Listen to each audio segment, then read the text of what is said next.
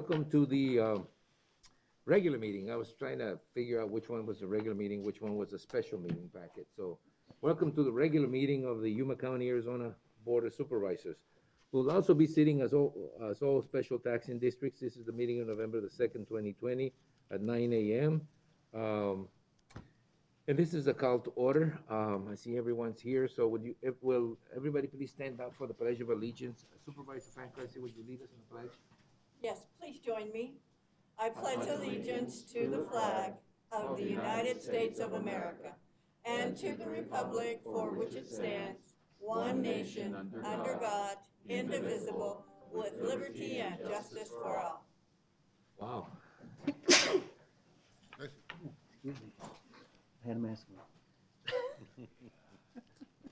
All right, so good morning, everyone. First item in the agenda is call to the public. Call to the public is held for the public's benefit to allow individuals to address issues within the board's jurisdiction. Board members may not discuss items that are not specifically identified on the agenda. Therefore, pursuant to Arizona revised statutes, action taken as a result of public comment will be limited to directing staff to study the matter, responding to criticism, or scheduling the matter for further discussion and a decision at a future date. Anyone who's concerned about COVID-19 and does not want to be put into an open setting can submit an email to call to the public or a call to the public statement at publiccomment@yumacountyaz.gov. These emails, forms of public comment will be accepted until 8 a.m. the morning of the meeting. All public comments will be read aloud during the Yuma County Board of Supervisors meeting that starts at 9 a.m. Do we have any? We have one. We have one? Go ahead. Could you please read it for the record? This is from Richard, I hope I pronounce it right, Antonishek. He says, "Good morning. I apologize. I am unable to make it this morning to read this during call to the public myself, but it is not due to COVID-19 or any other flu. I'd like to say I am not against wearing masks during a pandemic. What I'm against is being told it's required to wear one and telling businesses they are required to enforce a mask requirement on customers. Seems like overreach. You are not elected to run our lives. It should be a choice to wear one in public, just like it's a choice to stay home. It should also be a choice for a private business to require customers to wear a mask. Sincerely, Richard Antonishek." All right, thank you. I don't think that we're going to get involved in a discussion about wearing masks. So thank you very much, and thank you for his opinion. And we certainly have heard him before. So, all right, we're going to. Is there anybody else, or is there anyone here in the public that would like to address the board? If not, I'm going to leave the call to the public item open for the rest of the meeting in case someone shows up a little late, or in case there's someone that basically somewhere down along the meeting and presentations decides that they may want to address the board on an issue that is not in the agenda. The next item in the agenda is presentations, proclamations, and appointments, during this segment of the agenda, board members may discuss the presentations and proclamations and may announce appointments with Yuma County Planning and Zoning Commission and the Yuma County Board of Adjustment. There will also be no legal action taken. They're just for presentation purposes. So the first presentation is the presentation of a Yuma County Quarterly Excellence, Safety Excellence Award by the County Administrator, Susan Thorpe. Susan? Thank you. Good morning, Chairman Reyes and members of the board. This morning, I'm pleased to recognize nominees for the Yuma County Safety Excellence Award for the first quarter of fiscal year 2021, which covers July through September of 2020. The award recognizes county employees who consistently promote safety in the workplace. Any employee can nominate another employee for the Safety Excellence Award. And all nominations are screened for eligibility, and a committee selects the winner for the quarter. We recognize nominees in the UCount newsletter, and they receive a Certificate of Achievement, a Safety Challenge coin, and a commemorative safety mug. The nominees are also eligible for the annual Safety Excellence Award in conjunction with our Employee Appreciation Ceremony. The winner of today's Quarterly Excellence Award will receive $100, and the annual award winner receives $250 and a plaque. For this quarter, we're excited to have 6 nominees to be recognized. They're Michael Herrera, Public Works; Jose Gomez, Public Works; Brenda Mendez Gutierrez, Financial Services; Amelia O'Donnell, County Administration; Miguel Pera, Facilities Management; and Sherry Harden, Sheriff's Office. First, I'd like to ask Michael Herrera to join me at the podium to be recognized. He's coming.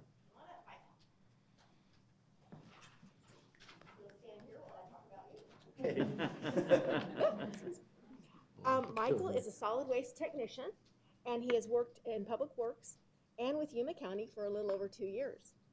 On August 14th, Michael was working at the North Gila transfer site when he noticed the smell of something burning.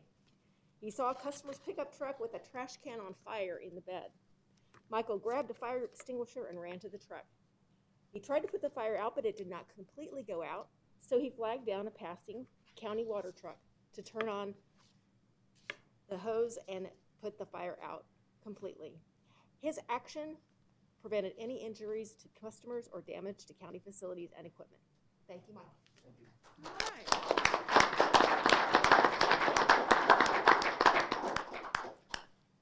Next, I would like to invite Jose Gomez to join me at the podium to be recognized.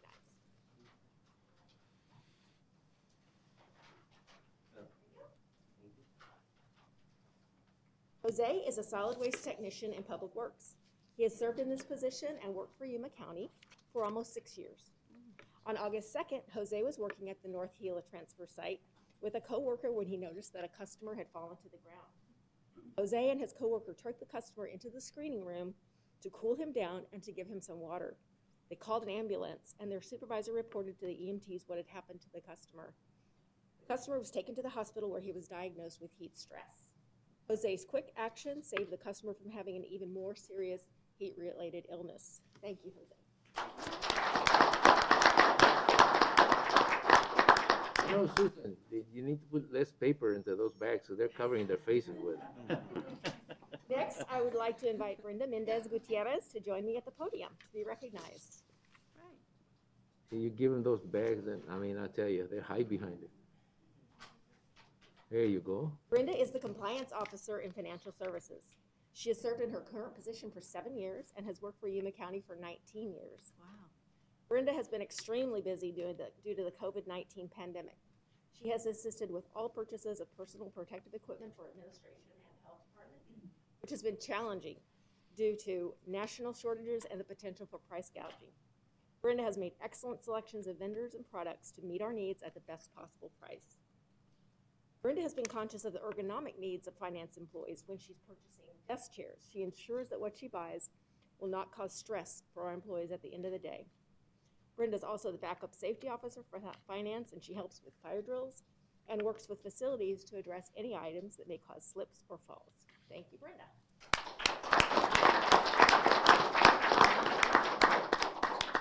Next, I would like to invite Amelia O'Donnell to join me at the podium to be recognized.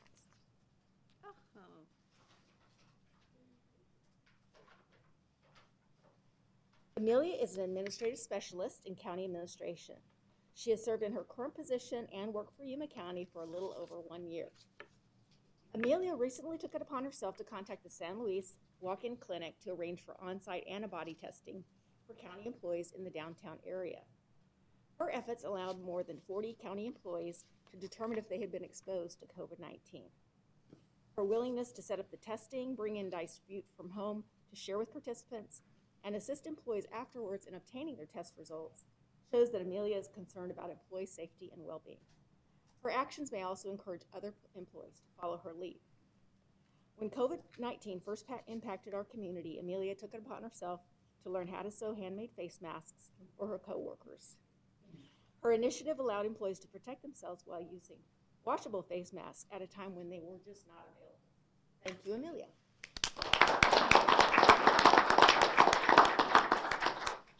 Next, I would like to ask Miguel Parra to join me at the podium to be recognized.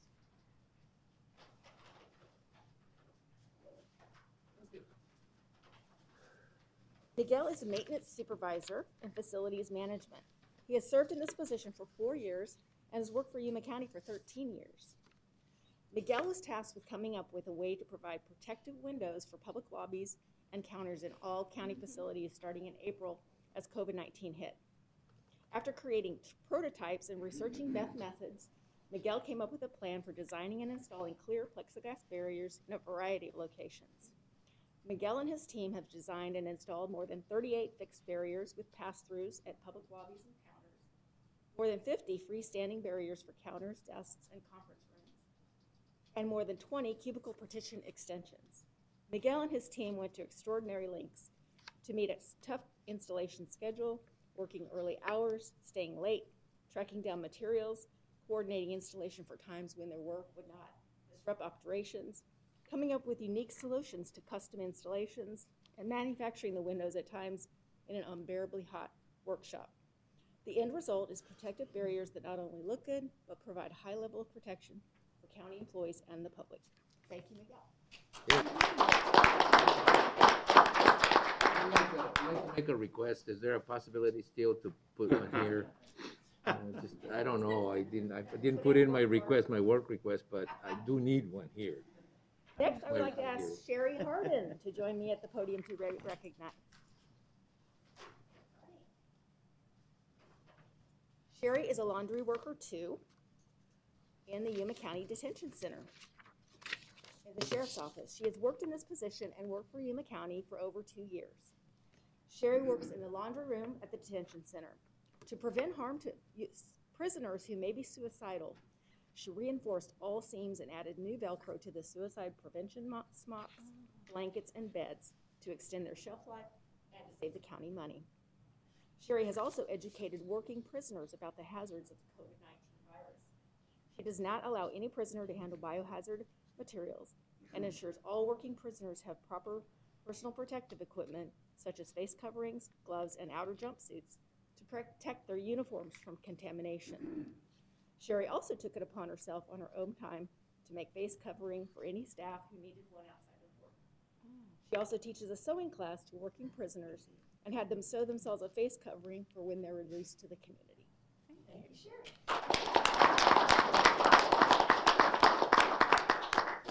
So it's always fun and exciting to share these nominations with you, and I want to thank and commend all our nominees for their hard work.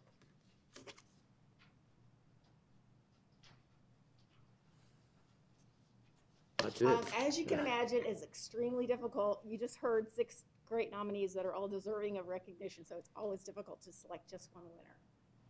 But I am pleased to announce, drum roll, our winner for the first quarter of fiscal year 2021 is Amelia O'Donnell. County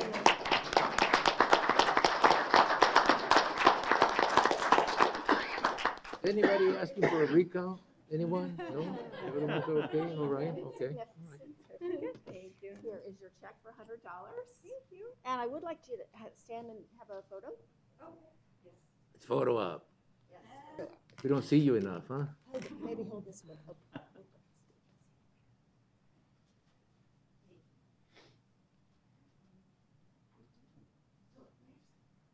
Oh.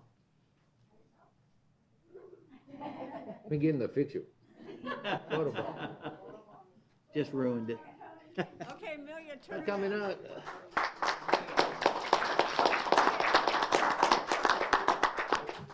You know, I just want to say a couple of words. Every one of those, every one of you guys deserve to be, you know, the quarterly safety officer.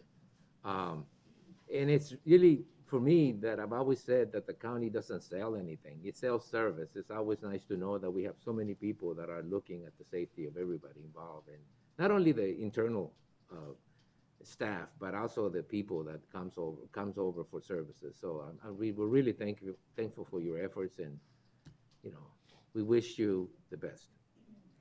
Thank you. All right, the next item in the agenda is it's not going to happen. I just got notice that we are not going to have the Yuma County line today, so we're going to move on to item number 3, which is the presentation by the Arizona at Work Yuma County regarding fiscal year 2019-2020, year-end accomplishments and Thank plans you. and metrics for fiscal year 2021. Thank you all. Thank you. All right. Bye, thanks. Good morning, Mr. Chairman Reyes and members of the board. I'm not sure. Hold on a minute, just to give everybody a chance to settle, because I think there's too much noise and too many things happening at the same time. Just give us a minute or two. Hold on. Close the door. If you're up there too, you can take your mask off. I know how it feels. I was trying to put it up in front of your nose, but Restart. Good morning, If you feel more comfortable, you can take the mask off Okay. for the Yeah, it presentation. does. It feels like because, yeah, muffled, yeah. So good morning, Mr. Chairman, members of the board. My name is Nydia Herrera. I'm the Executive Director for Arizona at Work. Also with me is our Operations Director, Patrick Getz. He will be doing a short presentation after mine. So thank you for giving us the opportunity to come here today and provide you some information regarding Arizona at Work. I wanted to provide a brief history of what workforce development is. In 1973, it was the CETA program, the Comprehensive Employment and Training Act. After that, in 1983, it was the Job Training Partnership Act, known as JTPA. In 1998, it shifted to Arizona Workforce Investment Act. And currently now it's the Workforce Innovation Opportunity Act, known as what we call WIOA as our acronym for 2014. It was signed by President Obama in 2014. In 2015, it was effective. However, local areas as ourselves were implemented in 2016. If I'm going too fast, please let me know, or if you guys have any questions, no, you're not going please fast stop. enough. It's always Okay. From 1988 to 2016, the community has known us as YPIC or JTPA. They're having difficulty in, referring us to WIOA, Arizona at Work, but we wanted to just let you know that this is the YPIC versus Arizona at Work. In 2016, they unveiled the ceremony as the new System Act as Arizona at Work. WIA brings partners together and created a centric model as no wrong door approach. Why we no longer advertise as YPIC is because the state of Arizona wanted a common branding name for all our programs out in the state of Arizona. So if someone needs services, whether it be an individual or a business person, they can go to each county and find Arizona at Work, Pima County, Arizona at Work, City of Phoenix, Arizona at Work, Maricopa, and so on. We wanted to highlight our services regarding veterans priority of service. We offer services to our veterans and spouses of veterans. Including our services, we offer adult services from ages 25 and over. There's no age limit. Our youth program that we offer is from 16 to 24. In this area, I wanted to highlight the partnership that we have had with the Board of Supervisors in Yuma County, chief elected officials, and the workforce development. So back in 2019, when I came on board, we had a lot of work ahead of us. We had a Yuma County administrator, Mr. Thorpe, was partnering with us and getting us back on track. We weren't fully in compliance, so we had to really work together, and we've created that good relationship. We meet on a monthly basis as well. Here are the documents that we had to work on together, and one of them is our shared governance agreement, our board composition, our bylaws, conflict of interest, local plan, and that's a 4-year local plan, our memorandum of understanding, and our infrastructure agreement. We've been really appreciative that you've allowed us to attend your Yuma County trainings. That has been very helpful to ourselves and to the actual staff.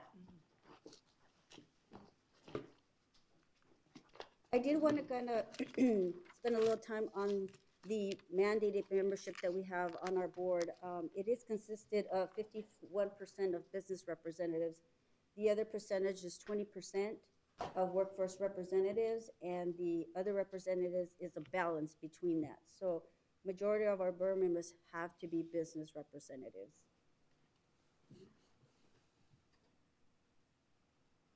I did want to highlight that we are taking precautionary measures. We've been open, we haven't closed at all because we are considered essential under the executive order by Governor Ducey. So we have remained open. We've only had one closure, and it was a 14-day closure from our youth center, but it was just because we did have 2 positive cases, and then they were working virtually, so we didn't really have any actual closures. Our clients were able to still receive services. We did create a continuity operation plan, So we're following CDC guidelines. Currently, we still have at least 50% of our workers teleworking. They shift off. We have sanitation stations. And in the event we have to have a closure, we are prepared for that. And as I mentioned, we have no interruption of services. We have created more virtual opportunities so that individuals that can't come to our center, or if they wish to come to the center, those services are still available. We were looking at a return to work date, but because of the numbers going back, we just kind of postponed that for now. I did want to highlight our achievements with our training programs. Back in 2019, we only had the 3 major trainings that we made available to the community, and that was the certified nursing, the commercial driver's license, and the medical office specialist. Our partners are Arizona Western College, Yuma Truck Driving School, and Regional Board of Health. Since July of 2019, we've actually brought in 5 additional trainings for anybody that's interested in these trainings, from law enforcement to community health workers. We really are proud of the collaboration we had with the LEADA program, which is the Law Enforcement Training Academy, and the electrical apprenticeship that Patrick will speak about a little bit later. I did want to show you that we are doing a regional partnership regarding COVID Southern Arizona with our dislocated worker grant. We were approached by Arizona Work Pima County. There's a $2.5 million grant out there for 2 years, and they wanted to approach it as a regional and to better have an opportunity to get the grant. So the counties involved would be Pima, Santa Cruz, Cochise, and Yuma County. The fiscal agent would be Pima County. It would consist of an administrative body of 9 members for 2 years. The grant design was for employment recovery and community impact. That would involve industry and occupation impact, multiple dislocation over the 12 months, and serving the rural areas. We would be a subrecipient of that grant. The allocation for that for the Yuma County would be $175,000. We've had other regional grants that we've worked with back in 2008 and 2014. Emphasize that in May, we did our allocation for the 2 years, and we had lost about $188,000 under this similar dislocated worker grant. So that will put us back where we needed to, based on that reduction that we had. And I apologize for the actual screens here. I wasn't able to get better screens from our counterpartner. But here's just a glance at what our industry impact would be and occupation impact for all 4 counties. And we'll give you an idea of where that falls into the grant to assist. Now, Yuma will be focusing on transportation, manufacturing, and production. And that's, for my part, that's the end of my. Patrick will come up and provide the employment and business services. Do you guys have any questions for me? No, thank you. Thank you.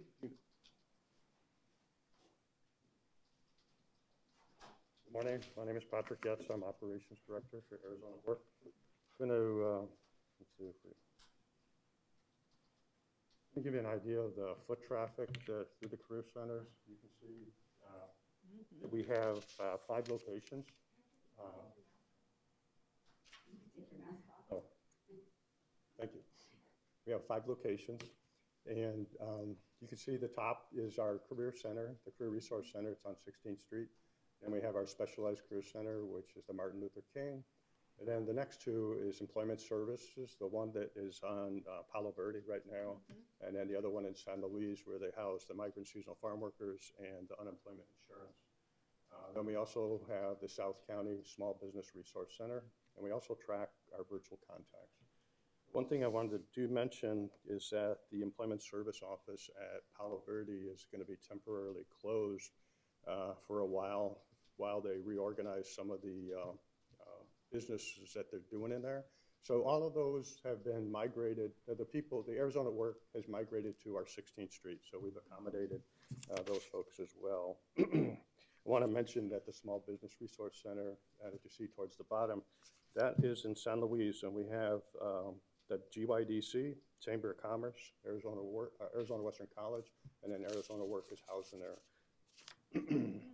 Before you leave that one, go back a little bit. How does the ES in San Luis, it has 16,714 year to date. How could you explain that a little bit? I mean, it doesn't seem like the monthly numbers really add up to a lot, but you do have 16,714 year to That's date. over a period of 9 months. Actually, and now it's a little bit more. But you'll see a slide from the unemployment insurance. It'll be coming up. Oh, see, is the And unemployment that's what insurance. really caused the numbers in there was the unemployment insurance. Oh, I see. All right, got it.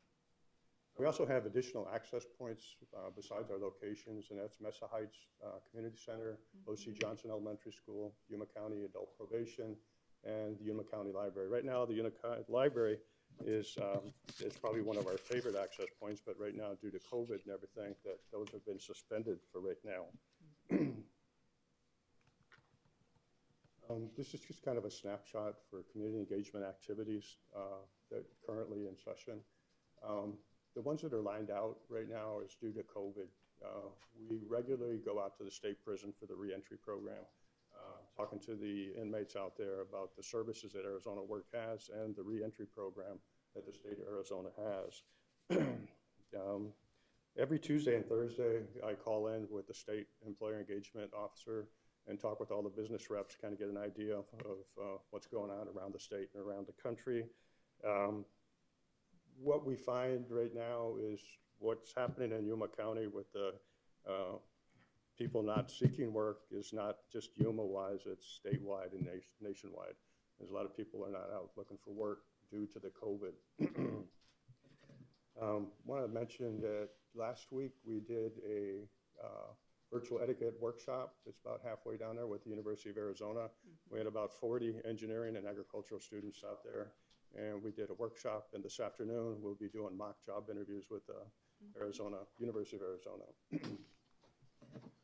This is kind of interesting, and I did this in 3 shots for the Board of Supervisors, so you can see this. This is September. I didn't have, when we turned to PowerPoint presentation, I didn't have October's numbers because that didn't finish till the weekend. So you could see that I put arrows on there, but we had 130 placements during the month of September, and that's meaning that we had 114 job orders and there was 130 placements. You can't look at it like a mathematician because one job order could have 10 placements in it, or could you have one, so some of them have 50. So, but you can see there's 11 delivery areas in the state of Arizona. We happen to be Yuma County, so you can see how we stack up against the rest of the counties. The next one is since COVID started to the end of September. And you can see that we had 400 staff-assisted job orders and 1,396 placements. So we're running pretty close to Maricopa and Pima County, even though their population is a lot larger than ours. And since this presentation, we want to cover the whole year, the next slide is from the planned year, June 30th, or July 1st, 2019 to June 30th, 2020. And you can see that we had 6,244 job placements in the year. And that stacks up pretty close. That's about second out of the 11 delivery areas. The only one being higher than us is Maricopa County. I'll talk about the Law Enforcement Training Academy. Want to let you know that we have a partnership with Arizona Western College. And right now, under the Workforce Innovation Opportunity Act, we have 21 cadets in the Law Enforcement Academy. In that, right now, we have 3 Yuma County cadets, 3 San Luis police officer cadets, and 1 Somerton police officer cadet. And all those tuition is being paid by the Workforce Innovation Opportunity Act. In addition to that, Arizona Western College also has La Paz County Sheriff, Parker, Quartzsite, and the Colorado River Indian Tribe. So all those are being funded right now under the Workforce Innovation Opportunity Act. Also wanted to mention another program that got started is the Electrical Apprenticeship Program at Arizona Western College. At Arizona Work, we have the NCCR Master Trainer on board. So we were in a breakfast one morning, Nydia and myself, and one of the companies, Westmore Electric, got up and talked about an apprenticeship program that they're doing with Gateway College. So we wanted to figure out like why they're doing it with Gateway when they should be doing it with Arizona Western. Contacted Arizona Western College, and Ritika grabbed that one and got with our master trainer, got with her staff, did the curriculum. It was approved at Arizona Western College. It was sent to the Higher Learning Commission in Chicago, and it was also NCCR approved. So now we have actually 5 apprenticeships ongoing right now. They're working with a national defense contractor. They're actually working on the wall right now.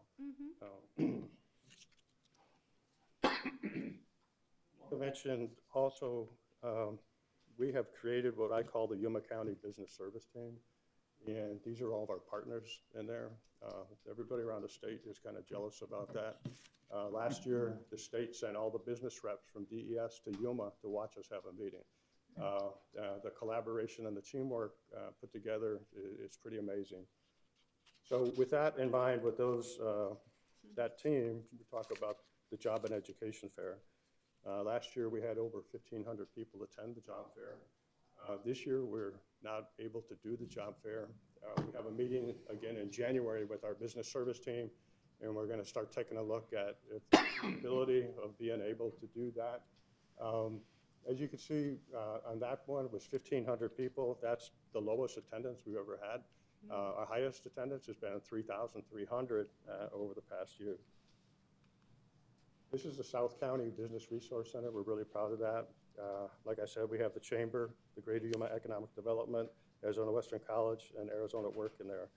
We have 1 full-time staff up there that's there Monday through Friday. And we also have an engagement liaison person, is that she travels around in South County visiting businesses and finding out what their needs are and doing job orders as needed. Mr. Reyes, this is the slide I was talking about. This is the San Luis Unemployment Office, and the picture on the far left on the top is before we were able to get involved in that. It was kind of like a big herd of people. It was a mob. A super spreader event. Pretty bad. The picture to the right of that is we were sending staff up there to get trained on how to do unemployment insurance claims. So that's in the training room up at the unemployment office. The bottom left-hand slide is after we start getting organized, and you can see all the partners with the DES, Arizona at Work, City of San Luis actually provided all of the canopies and the metal gateway there. We had PEP, Arizona Complete Health, Campesinos, and Arizona Interagency Farm Worker Coalition.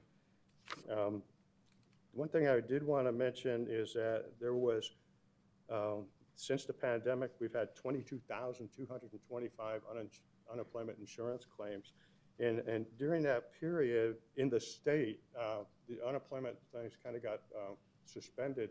There was 45,000 fraudulent claims in the state of people filing for unemployment insurance that actually did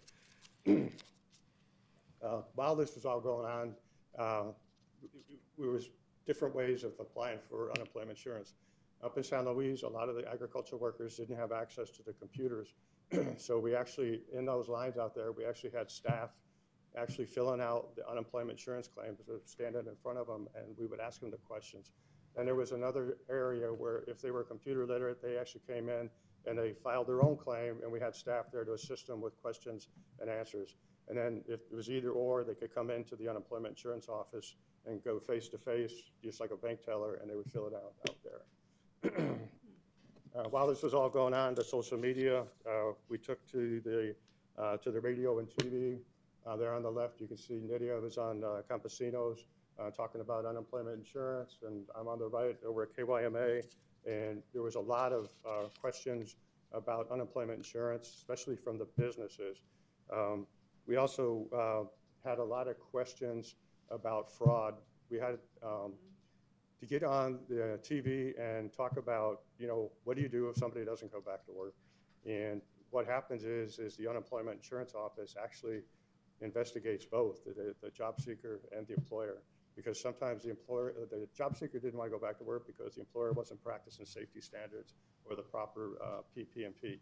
So they would check on both of them. So that was the case on that. And on top of that, we also did a 1-hour small business boot camp with Office of Economic Opportunity, and also did a 1-hour workshop with the Chamber, which they did live on Facebook.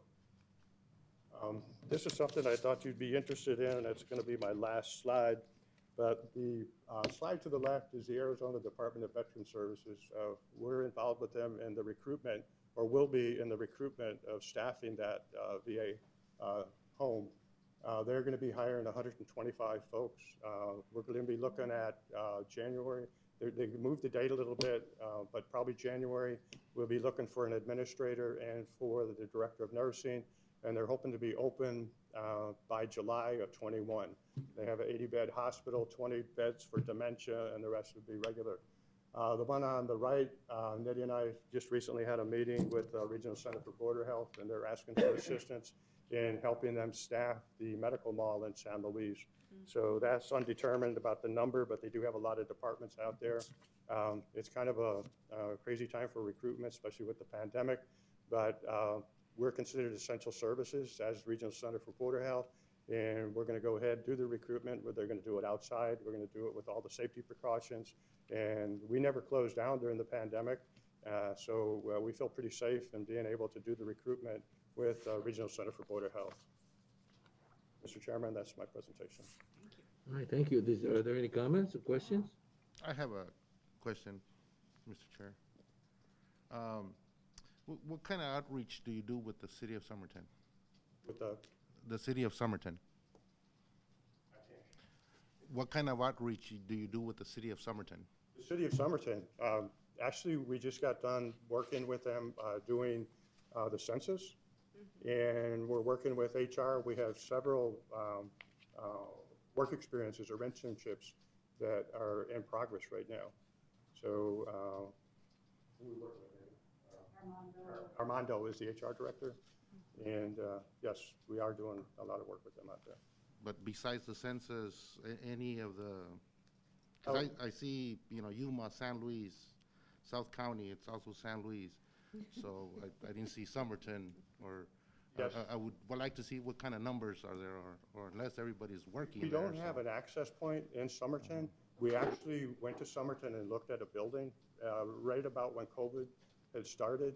And we're just not, in any of the access points, we're not getting the numbers to justify opening an access point in Somerton. But what we did do is we went to the Somerton Library, talked to the Somerton Library manager. We also talked to the library director, and had, before the COVID, had workshops worked out and things worked out with them. And then since the library is shut down, we also met with Yuma County Housing for access point out there in Somerton as well. But due to COVID, they just haven't had really turned out yet. In other words, it's Probably not what common. you want to hear, but that's what. Well, I mean, I just the numbers, if there's not, I mean, how do you get the numbers? I mean, if people don't know, you're not gonna get the numbers. You know, we don't track it. We do track, we have a touch screen, so when somebody comes in, we know what they're doing. But we can track it by zip code. When we do the job fairs and stuff like that, we can actually tell you where they came from in the locations.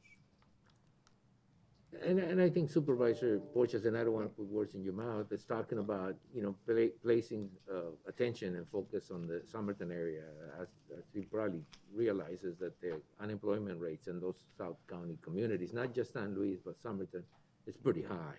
Especially when you mention agricultural workers or migrant workers. I mean, Somerton is, I would say it's, 40% or 50% of migrant workers and agricultural workers. Yeah, and in a lot of cases, we see a lot of them, but they also have a migrant seasonal farm workers section. The DES that specifically deals with the farm workers and the agricultural workers that go out to them on site, actually inspect the work sites, inspect housing and things like that. Well, Patrick, expect for the next report you give the board, be a little more Thank you. specific about South County being broken down into Somerton and San Luis. There's always been that Somerton and San Luis sort of division that, I look at South County now, and it's, to me, Somerton, San Luis, and, both Cocopah tribes and so forth, but there's still a lot of, especially when it comes to farm workers, there's still a lot of attention being placed in the border area, in San Luis specifically, because of the huge numbers of people who physically go up and apply for unemployment, and participate in some of these programs. But Somerton is getting to those numbers high to be able to sort of separate that a little bit. We would like to have an access point in Somerton, you know, and we did actually get to the point where we start working on the lease on that, but then as the COVID creeped up on us, it really didn't justify. Right. So the answer is it's coming. Yes. All right. Any other questions, comments? Thank you. That was very informative. And I do want to commend both the executive director and obviously the operations director, but also Susan Thorpe for, you know, stepping in. I know there were some issues out there that needed to be resolved, and that's how you started your presentation. And I know she put in a lot of time on that, and I'm glad to see that it's worked out this way. So congratulations, and thank you very much for the report. Thank you, Susan, for stepping in and helping out. All right, the next item in the agenda is the consent calendar.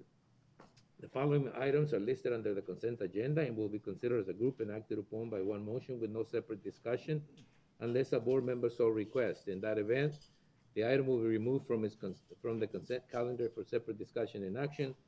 We have 1 through, let me see, I think I have it, 14 items and under the consent agenda. Are there any items to be pulled to discuss? All right, if there are no items to be pulled or discussed, I'll entertain a motion to approve consent calendars 1 through 14. So moved. Is there a second? Second. Okay, there's been motion and second to approve consent calendars item 1 through 14. All those in favor of the motion signify by stating aye. Aye. Motion carries. I know that the elections department is busy, but are we expecting to see Mrs. Robin? Yes, Robin said when we got to her point, she would come over Oh, this from is her across the point. street. Okay. Maybe we could go with the other one She's first. probably while we're sprinting waiting. across. All right. I suppose the health department representative is somewhere in the building, right? Or are you supposed to give her a call? No? I do not know. That's a You good do not question. know, huh? All right, well, you know, I'm sort of letting, oh, there's Tony. But, you know, Tony is management, emergency management, so, okay. No, Tony, I'm not asking you to step up. I'm just saying that there you are. The health department is supposed to be somewhere out there. And I could take either one of them. Those are the two items that we have for discussion before we get into the Board of Equalization.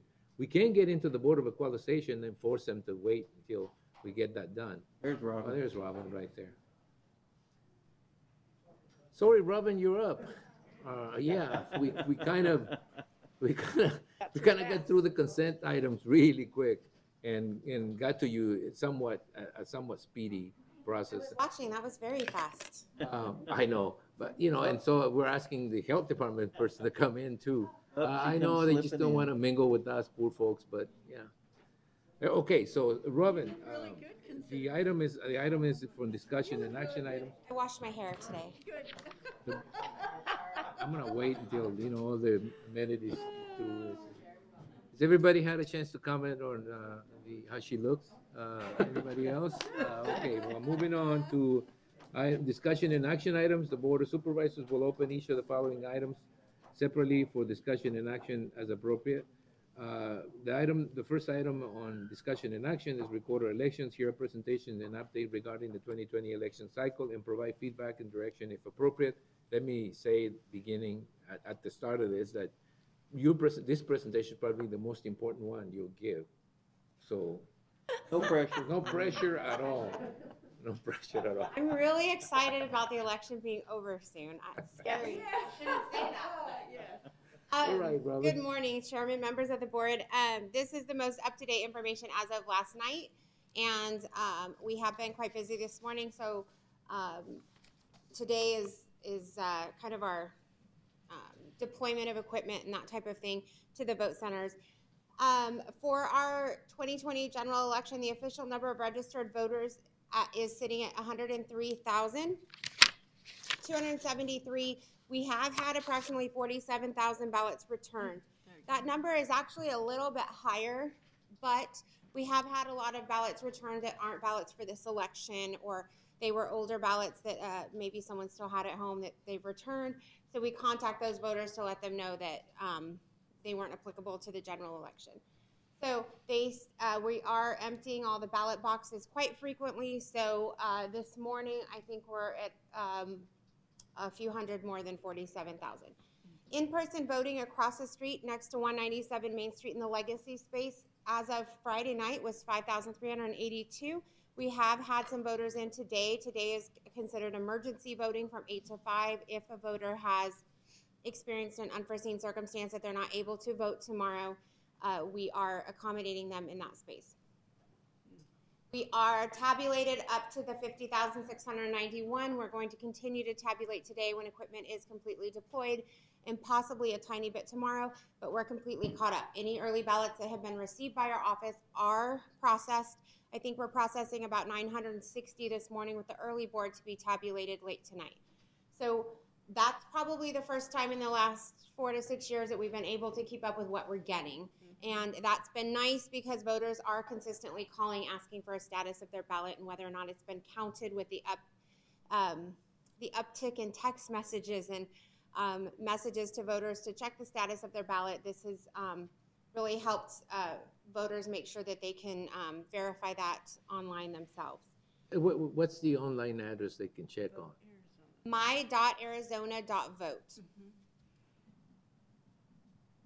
And again, some individuals that have called because that site is saying that their ballot is not in our possession, a few of those voters we've been able to resolve when we let them know we do have a ballot, but that ballot is a primary ballot or that ballot is a past election. So we're not able to update the record. So it's been a good tool for us to communicate with voters, and it's been nice to stay up to date with what we've gotten so far so that is the most current information we have. Can you repeat that, please? my.arizona.vote.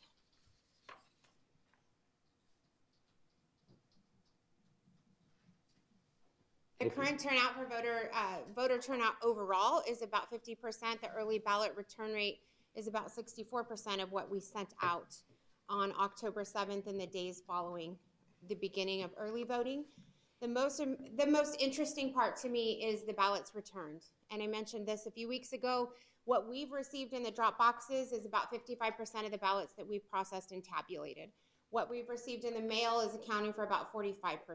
So we've in essence kind of adapted to figuring out how to operate as a postal service. I think it's gone really collection great. system. Yeah, it's been great. I do think we've been able to keep up with it and take into account any voters' concerns about mailing. We were quite vocal with voters not to mail in their ballot after last week. I think Tuesday we were trying to drive the message home to voters to not place those ballots in the mail after Tuesday and Wednesday of last week. And just to make sure for the folks that could be listening, if you mail your ballot and it doesn't get in by Tuesday at what time? 7 p.m. 7 p.m. Their vote won't count. That's There's correct. no court, issues or any, we're operating under basically the same rules we've operated throughout the last 10 years, right? That's correct. We've also received a handful of ballots from other states in our drop boxes. We have done the best we can to try to get those out to those other states as quickly as we can. But I did notice we had a few from Maricopa on Friday and Saturday, and then we had some from the state of Georgia, the state of Maryland. So we really want to tell voters to please not place those ballots in our drop boxes because they will not be able to make it to their voting state in time. There may be other arrangements they can make. I think it goes back to what you said initially about becoming a collection system, and people think you're going to route them for some particular reason. They're thinking if they're collecting ballots, they're collecting them from everywhere, which is not at all true. You're collecting ballots for the elections that you're in charge with, yes. Correct. I wanted to let you guys know about our activities today. Election Services deploying equipment across the county early today. In the past, we've done it towards the afternoon and evening. We're really kicking off this morning. I think 7:30 was the first deployment of equipment to the Martin Luther King Center. This is the van that was purchased through the grant with the Center for Tech and Civic Life. Oh, It wow. is fantastic. It is loaded down with equipment this morning, and it'll be used this afternoon to do special boards, reach out to voters that were unable to vote due to hospitalization or illness, and make sure that they get their ballots this afternoon. And it's really been a great tool for us this last few weeks. The setup with all of the poll workers that will be placed in those vote centers is occurring today as well. They are appearing with their boards. They're setting up their equipment in accordance with the diagrams that were created for those locations to make sure we're using the space as optimal as we can. We're doing ballot box audits when we're done with equipment deployment. Robin, Yes, sir. will you be using the vote center across the street tomorrow as a voting location? Chairman Reyes, members of the board, we are not. We were planning on considering that, but we were able to secure the Readiness Center in your district, actually, off of 24th and Araby. And we felt that there was there was a need in that area because of the space allowable on Highway 95 at Community Christian Church. The open space of the Readiness Center off of Araby has always been something we would like to have acquired. And it worked out this year, so we wanted to staff that one, and we did not explore staffing this one. The greater need for the actual in-person voting was happening in that area. And we do want to let people know that you can vote at any of those locations without, without having to go back to the precincts where you registered. You can vote anywhere. You can vote at the Civic Center, at any of the super voting centers or super centers, whatever we call them, voting locations. You can vote there. If you're from San Luis and you're in Yuma, you don't have enough time to get back, or just simply want to go to one of those centers, you can do that. If you're in San Luis and your precinct is in Yuma, you can vote in San Luis. We're equipped to handle those things. So we're not bound by you have to vote where you come from, right? Correct. Unless you come from Canada, then we can't take it. Chairman Reyes, members of the board, that's important to note because we do have the city of Yuma has questions on the ballot. The city of Somerton has an issue on the ballot. Gadsden School District is on the ballot. Those voters may be out in the Yuma area and they don't have to be within that jurisdiction to utilize one of the centers. You can use the Welton Center, the AWC Center in Welton if you are voting in any of the districts. No assignments. COVID preparation has been a priority for us in consideration of COVID concerns.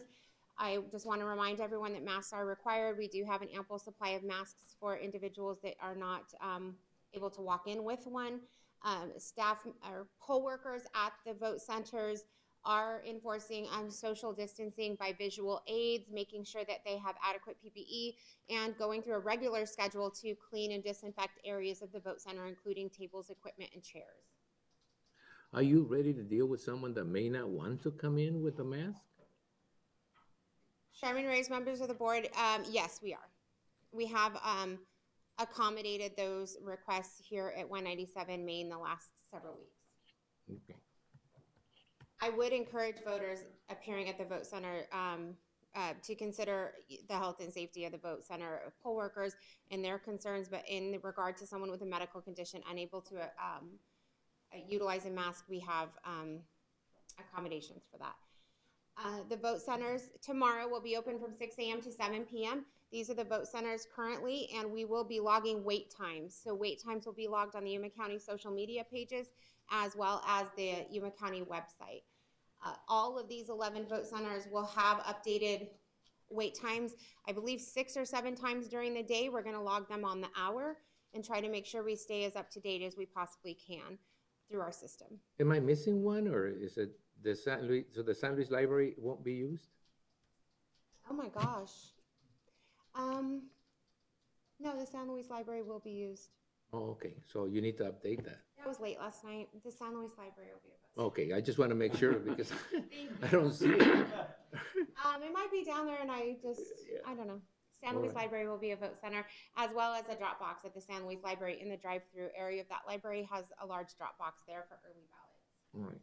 And they'll My apologies, you're correct. you can drop up until 7 p.m. when the Yes, polls as close. long as those ballots are inside that box at 7 p.m., they will be collected. All right. The early drop box locations are listed here. Again, they have to be received by 7 p.m. The recorder's office, 197 Main Street, that will be cleared out several times throughout the day, and the drop box will be audited a couple of times throughout the day, the last being at 7 p.m. There will be staffing at each of these drop box locations at 7 p.m. to lock them. The expectations are important to note as we move through Election Day and the days following. Considering much of the narrative and expected delays in election results, I'm quite hopeful that Yuma County will not experience, knock on wood, I'm very hopeful that we will not experience a significant delay in election results. Because we are caught up with our tabulation today, we are expecting the next release of election results to be in the days following these days, because Wednesday will be our audits. We're transferring ballots back and forth. They'll go through 4 different steps before they're tabulated, including provisional ballots voted by voters that are appearing at a vote center whose address is inactive or record is not updated. Early board will begin processing all of those audited ballots on Thursday, and tabulation will resume on Friday. There will be supplemental election results at 5 p.m. on Friday the 6th.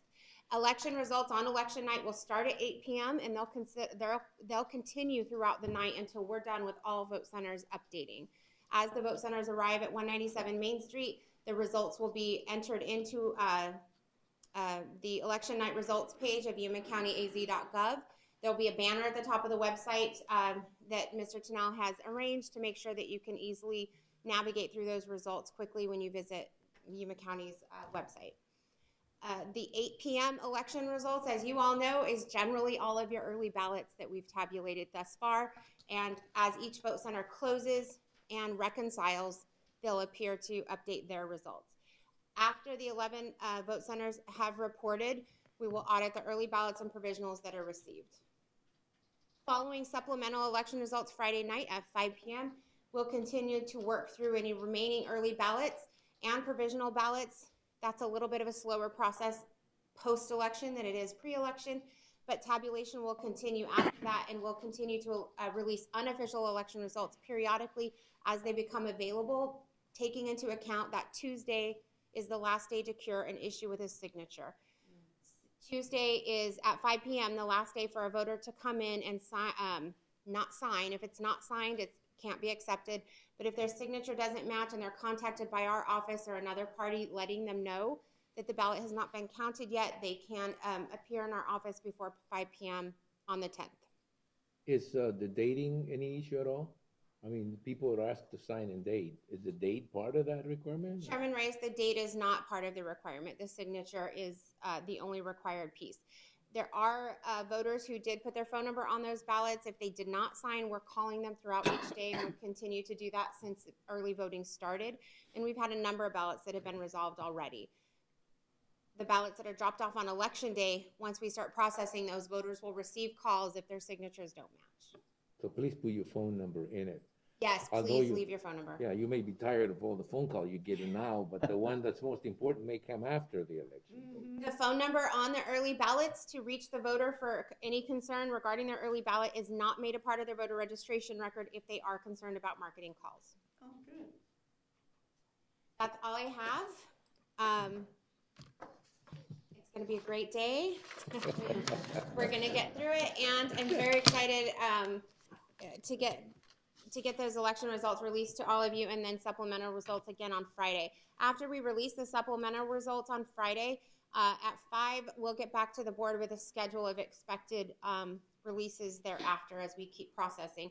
Again, I am very hopeful that we will stay very updated much quicker than we have been able to in the past. Supervisor McLeod has a question. Thank you. Robin, none of us are surprised at how well you've done. We had complete confidence. We expressed that confidence, and I appreciate the great report today.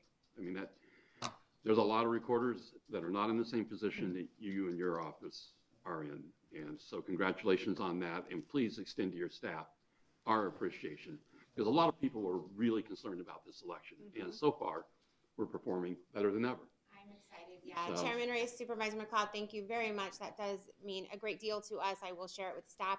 We are.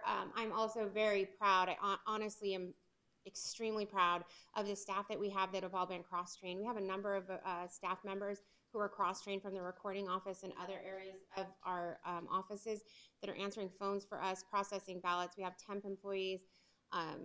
If anybody's sitting still, they're getting a job.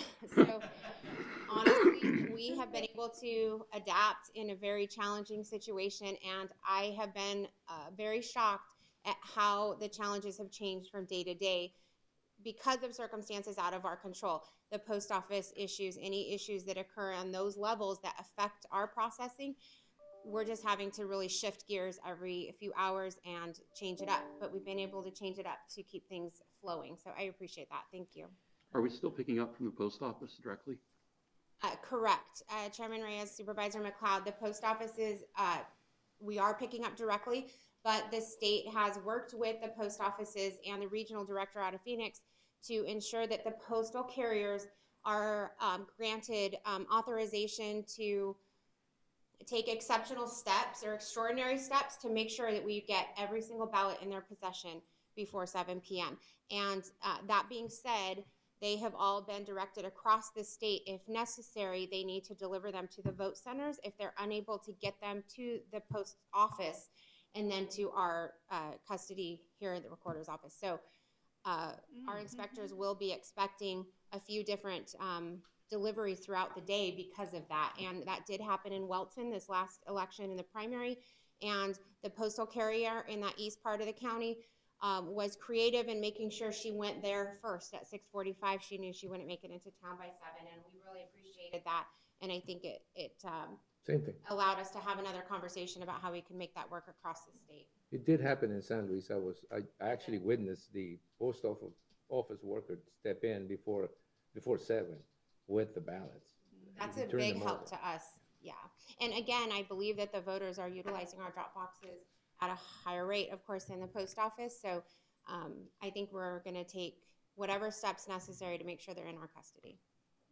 This shows you how much Interest. of a group, you know, Effort. a community effort this is to make sure all votes are counted. Correct. I do also want to let you know, and I think it should be evident to everybody else, but just in case, that we at administration, and Susan at administration, has offered you every possibility of help or assistance you may need. There are a lot of issues that are present in this election that weren't present in the last one, or that aren't as pressing. And so, and again, I think publicly we can say that, so that we can do. If you need anything that we can do, or the administration can do, not personally, us personally shouldn't do anything, but that, the administration can do to help you, we're there to support you. I know that you know that, but I just wanted to let you know that, there's still a good couple of weeks in front of you that are going to be difficult and tough. Just know that you're not alone. Thank you. Chairman Reyes, members of the board, I want to express my gratitude to Susan, to admin, to Ian, to Kevin Tennell. Cliff Summers is still answering the phone when I call, and that's shocking because I think he's exhausted of me. And Dave Hilland, facilities, every single department has stepped up. Lisa at the library. I really could go on with a list of people that we really would have additional challenges if we didn't have that support. So I very much appreciate it, and I can't tell you how much it has helped us work through some challenges we did not expect. That being said, IT has been on site most every day to work through problems with label printers, Wi-Fi, little things that have delayed us. We have been able to process over 800 voters on Friday, one at a time, many with address problems and things like that here at this building. And that was a very difficult situation throughout the day, but our wait time never went past 46 minutes. And we've never had 800 people. Well, we have over time, but in the building on Maiden, we had 900 people on average over the course of a few days, and that wait time was over 3 hours. So here at this building, when we utilized the 46-minute wait, people were not frustrated. They were great.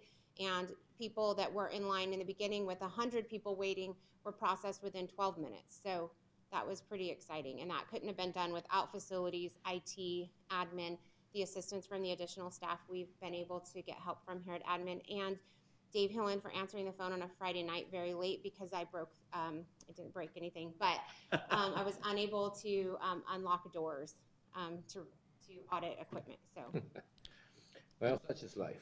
And he didn't ignore the call, so that was nice of him. Mr. Chair, Supervisor Fortune. I do have a complaint. You know, last time you only told me one question. No, just kidding. No, I just wanted to say, you know, I called Robin for a couple questions, and I mean, she put me on hold like 15 times because she was just answering the phone or communicating with other people that were present there just for questions. So I mean, that's how busy that office it has been, and not only her, all her staff, but also just letting you know, I had a friend that was in line to came to vote on Friday, and he told me the line was longer than, I mean, it was really long. Twice around outside. Yeah, and he told me it was like from 15 to 20 minutes that it took. So I mean, he was very happy. Kudos to what you have done and all your staff. But really, it's I know it's been really challenging for you out there, and it's been hard. But you know, hang in there. Well, He'll get through. You're done. A couple of more weeks is fine. Thank you. You'll be okay. Couple of more weeks. I just wanted to see your But you better- face when I you said better not be a you better complaint. not be And I'm sorry I put you on hold so many times. But the phone doesn't stop, and some of the questions are difficult to work through. But yeah, it's Vacation's been around the interesting. I corner. told the sheriff I might go back to dispatch. The phones have been often for me this week.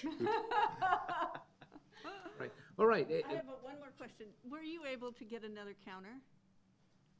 Correct, yes. Chairman Reyes, Supervisor Pancrezi, we were able to get another tabulator. It is on site. It was on site, I think 7 or 8 days ago, and the vendor was here to program. So that was very important because one tabulator has been very difficult. I think the purchase of that tabulator has helped us stay updated on our count. Good. So, Good. yeah, Good, thank good. you. Yes. And well, it's thank still, you. the process is still live, right? You do have a live camera overlooking at the Correct, process. the ballot cam is live. Right, so I think you've done an excellent job, and Thank you. coordinating this has been more than difficult. Oh. I really hope that voters will take the time to look at the wait times in the event they're concerned about tomorrow at any of the vote centers. I think they're very well equipped and staffed to be able to accommodate all of the voters, but in the event they're working and concerned about lunch hours, that type of thing, the wait time should be helpful. And, They can look it up. Mhm. Yeah, and remember, there's a few voting centers, so you don't have to be, sometimes people just Any of them. congregate in one when there's 12 of them, or 11 or 12 counting the San Luis Library. So, just make sure that if you find lines in one, you try another one quickly if you're in a hurry, because the last thing we want is for you to be discouraged and not vote. This is and also Chairman Reyes, member of the board, we really want to encourage voters to return if they're planning on voting tomorrow and they have possession of an early ballot. They definitely should utilize that early ballot and go drop it off at a vote center or at the box here so that they don't have to wait in line. They will be voting the same ballot at a vote center, and we can make sure that we verify that we've received it for them. remember. Mr. Chairman and Robin, I've had some people say that they wanted to vote in person even though they received an early ballot. They need to bring that ballot with them so that they don't have to vote a provisional, right? Chairman Reyes, Supervisor Pancrezi, they can obtain a replacement ballot here, but we're encouraging voters to try to utilize those ballots. It is taxpayer money that are sending out all of those packages and the ballots, and they are going to vote the same exact ballot here at this office. In other words, if you want to vote in person, bring your ballot, vote it at the location, and enter it over. There's no reason or no need to provide. To waste the food. paper, yeah. It may make things difficult, And remember, vacation's just around the corner. Supervisor McLeod. Hey, Robin, I would encourage you to work with Mr. Tennell and make it really easy. On our county website, it says election night results after 8 p.m. Maybe right there, if you could make the link for the voting centers, wait times. I'll That would- talk to him this morning. Excellent. Right. Thank you. Okay, I think we've gotten a pretty extensive, go ahead. Okay. Do you have another question? Yeah, Supervisor. No, that's Christie, okay, no? I'll skip. I'm good. Are you sure? I'm If any of you have any concerns throughout the day or tomorrow, please give me a call. I'll be downstairs, and I wouldn't. My wouldn't say question, that. if they get an early ballot and they want to turn it in, they don't have to wait in line. no, I would encourage the voters to vote that ballot, put it in their affidavit envelope, and put it in the early ballot box at the vote centers. Yeah, and then they don't have to wait in And line. they don't have to wait. Some people wait in line with their early ballots, not realizing that they don't have to wait. Correct. Funny. Look They for- need their envelope, but they're going to vote the same ballot there at the vote center. Thank you. Very much. Thank you, Robin. Have a good day. Thank you. You're gonna Thank have you. to wear that mask for a few more days and, when you're out in public. All right, that takes care of a presentation on the recorder and elections and county administration, public health services and emergency management discussion and possible action regarding COVID-19 updates and activities. Mrs. Gomez. Good morning, Chairman Reyes, members of the board. Diana Gomez, Director of Public Health. Just a brief update. I'll start with our Welton event, which was held 2 weeks ago. Complete success. Thank you for the town of Welton for their support and the library staff down in Welton who did an amazing job. So we were concerned about the turnout, but people showed up. We actually did a little bit. I think we did like 300. We had 300 slots, and I think we did 310. Wow. So short waits, short turnaround times. So the community did a really good job. We were excited about being able to provide that opportunity because we've had ample testing opportunities here within the city and in South County. So it was a good opportunity to take something out to the East County. So we're planning on working with ASU again and making that available again, hopefully in the month of December, early December, and now transitioning to go down to South County as well to complement the ongoing testing efforts there. We continue to have available accessible testing. There's drive-up testing opportunities throughout the county. Most of the urgent cares, most of the clinical doctors, providers are continuing to provide testing, so it continues to give us a good picture of where we're at. The turnaround time is consistently within 24 to 48 hours. So that is really good. At the health district, we're continuing to work closely with schools to monitor the situation and provide rapid testing opportunities as needed to support our staff. Over the weekend, on Saturday, we had 133 cases. On Sunday, we had 64. Today, we're reporting 47. So we are trending up. We've moved cautiously as a state and as a community to continue to allow more functions in the community. You're seeing a lot of events, and so we want to remind people that as we're trending upward, that in order to continue to have these events, in order to continue to have schools open, we need to be mindful of the same guidance that we've said since day one, which is the heightened precautions, including the wearing of the mask, the hygiene, the social distancing, the limiting of congregating in large groups unless those precautions are taken. It is having lower numbers in the community helps our schools. It helps keeps our schools open. And that is really primarily my concern. If you're looking at the weekly totals, you will see that on the week of October 11th, we were trending that week at 9%. The following week, which was the 18th, we were at 12. And then the week ending October 25th, we were at 17% for that week. So that's concerning, but again, the only way to kind of scope those numbers back and scale them back is to continue to practice those mitigation strategies. It's important for us to be able to have our schools open. It's important for us to be able to support the businesses that are beginning to expand or open in many cases. And we can only do that if we are supportive, and the way to be supportive is to follow those mitigation strategies. Flu vaccine continues to be available throughout the community, which is good. We're encouraging everybody to go get their flu shot. Flu shots are an important thing in helping keep our numbers, particularly hospitalization rates low. As you're seeing, the hospitalization numbers are continuing to increase. Our objective is to not put a strain on that hospital critical system so that when people do get sick, they can get the care that they need. So please go get your flu shot. The health department, in addition to providing daily flu shots by appointment, will be offering clinics November 6th from 8:30 to 11:30.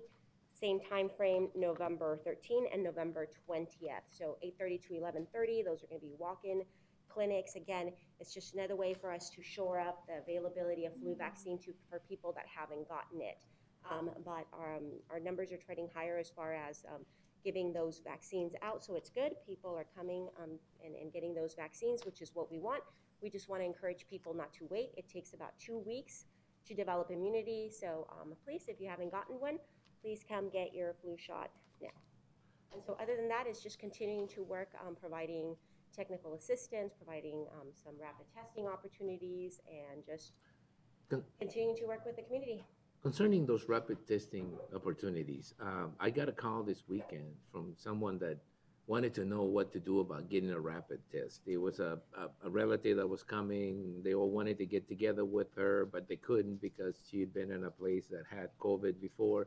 So they asked me, where can they go to get rapid testing? I told them the county health department was closed over the weekend, and I didn't really know anywhere else they could get a test quickly. I know that we've gone from people with symptoms to try to get a test to people just getting a test. And it's important for us, for people that have a fear, credible fear, that they be tested. In rapid testing is obviously the wave of the present. I mean, not so much the future. And I know the county is equipped with a system to do that. Are the walk-in clinics or this, Sunset Clinic, those people who are walking out, have the availability of rapid testing themselves, or is it just a county function?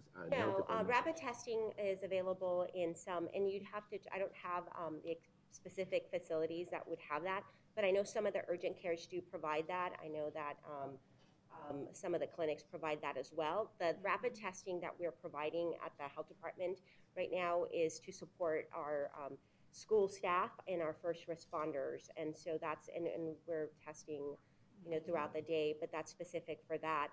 We are also working, the state health department has issued us an allocation of those rapid tests. We're distributing those to our congregate settings, which is our nursing home facilities. We're also working with schools who may want to do that, but we will follow up with the clinical sites to see who would have that. It's an issue of availability, but rapid testing is available in other facilities. I just can't.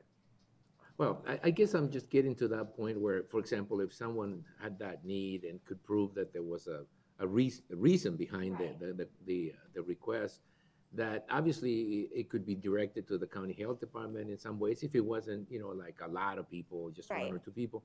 But the fact is that the county health department is technically closed unless you have an event somewhere, and couldn't do that. So it would be nice if we could be set up with the clinics throughout on weekends and on emergency basis, or some sort of emergency can be proven, that they'll be able to provide that assistance to someone in the general public who may need that for a particular reason.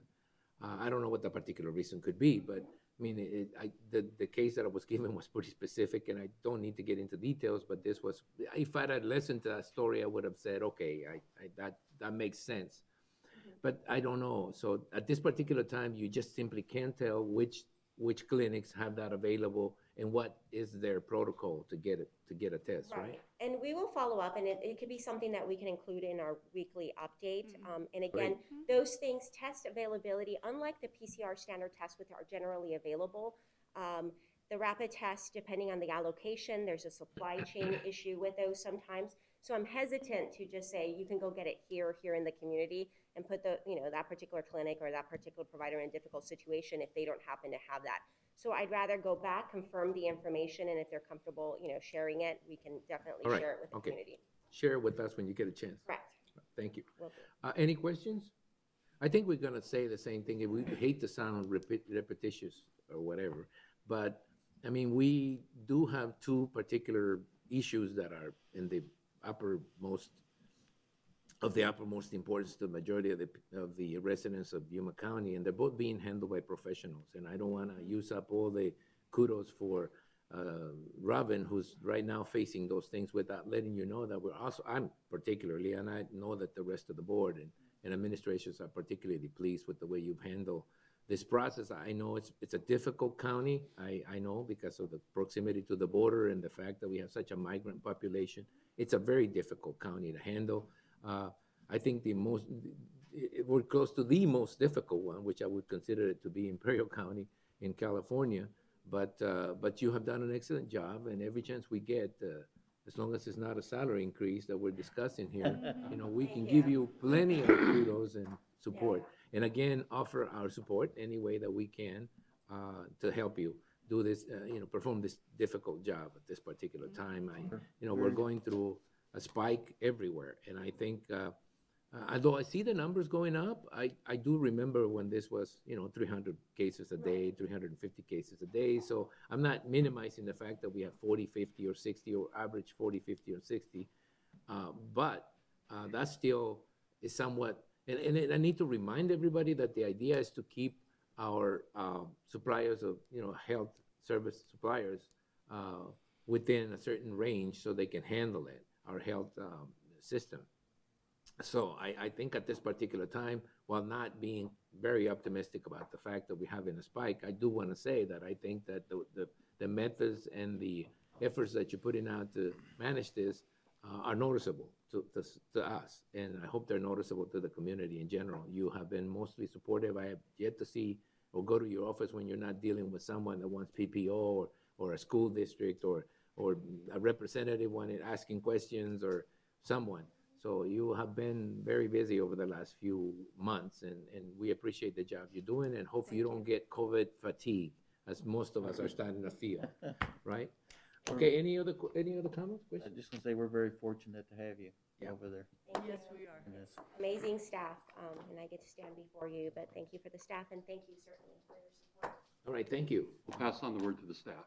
Yeah. I echo the chairman's comments. Thank you. Thank you.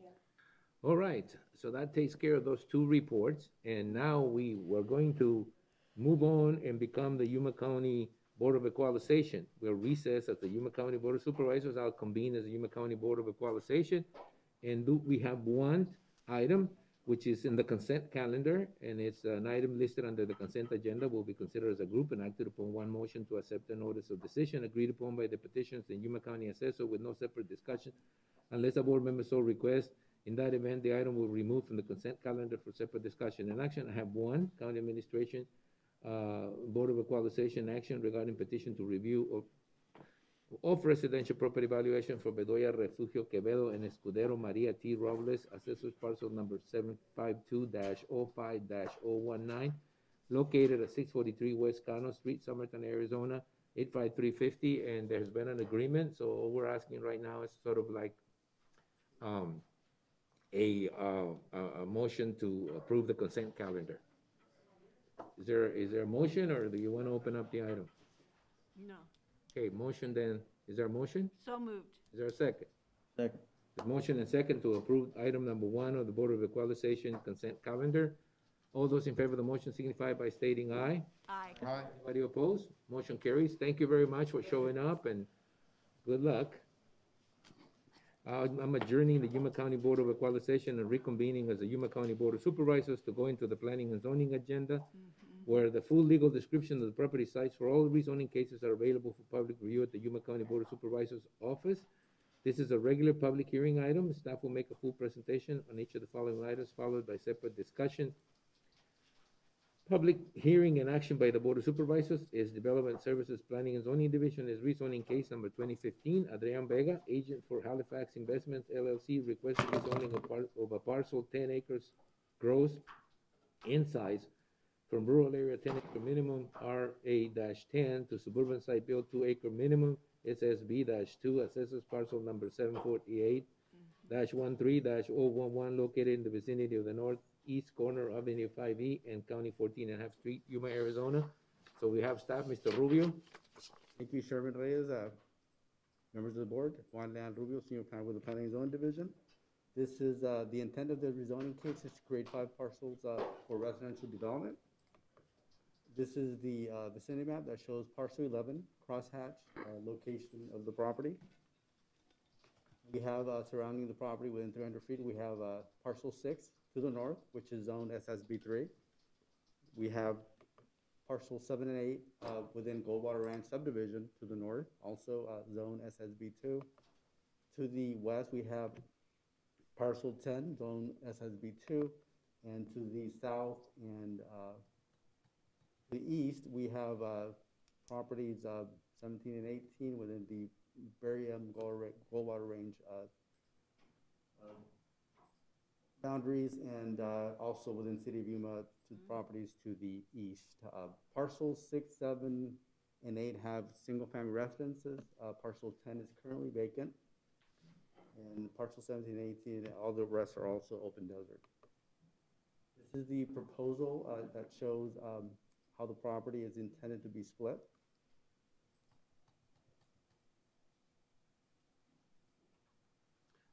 This This is the aerial imagery that shows what I described, the single-family residences and vacant land surrounding the property. Picture looking north at the subject property. Looking east at the dirt road along the south, which is the alignment of County 14 and Half Street.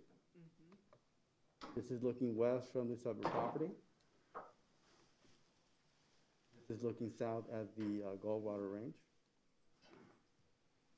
Staff did not receive any comments from the surrounding property owners.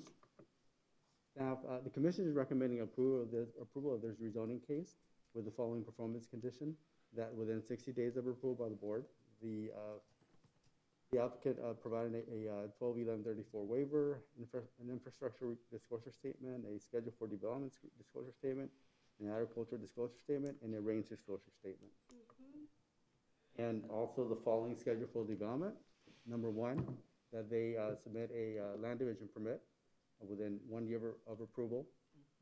They also have to obtain a grading permit with the Department of Development Services to improve the ingress-egress easement that is depicted on the site plan submitted by the applicant with a standard B, which is ABC, Penmanship Seal Coat, and that the eastern end of the ingress-egress easement should also contain the means for emergent vehicles to turn around, and that shall be in accordance with the International Fire Code and the Yuma County policy.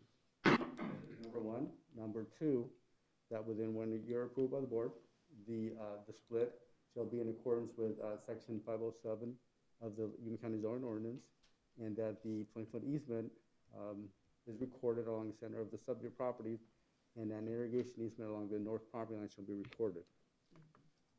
Number three, within 1 year approved by the board, the applicant needs to submit a certification from a licensed engineer confirming that the roadway easement is built in accordance to standard B.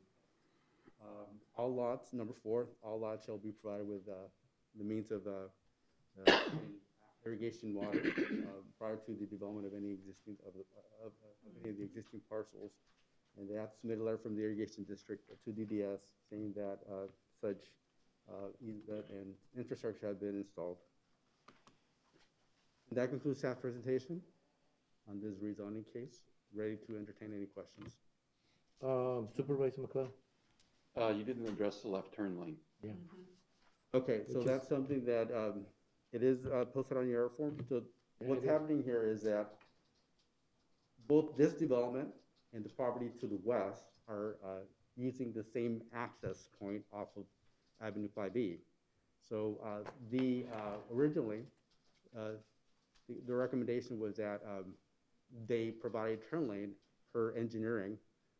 The commission did not, because of safety issues and because of liability. The commission, however, did not follow that recommendation. So if the board wishes not to follow the commission's recommendation, staff has another condition that we would like to add, and an alternative access point for this new development. I can show that to you right now. And as far as the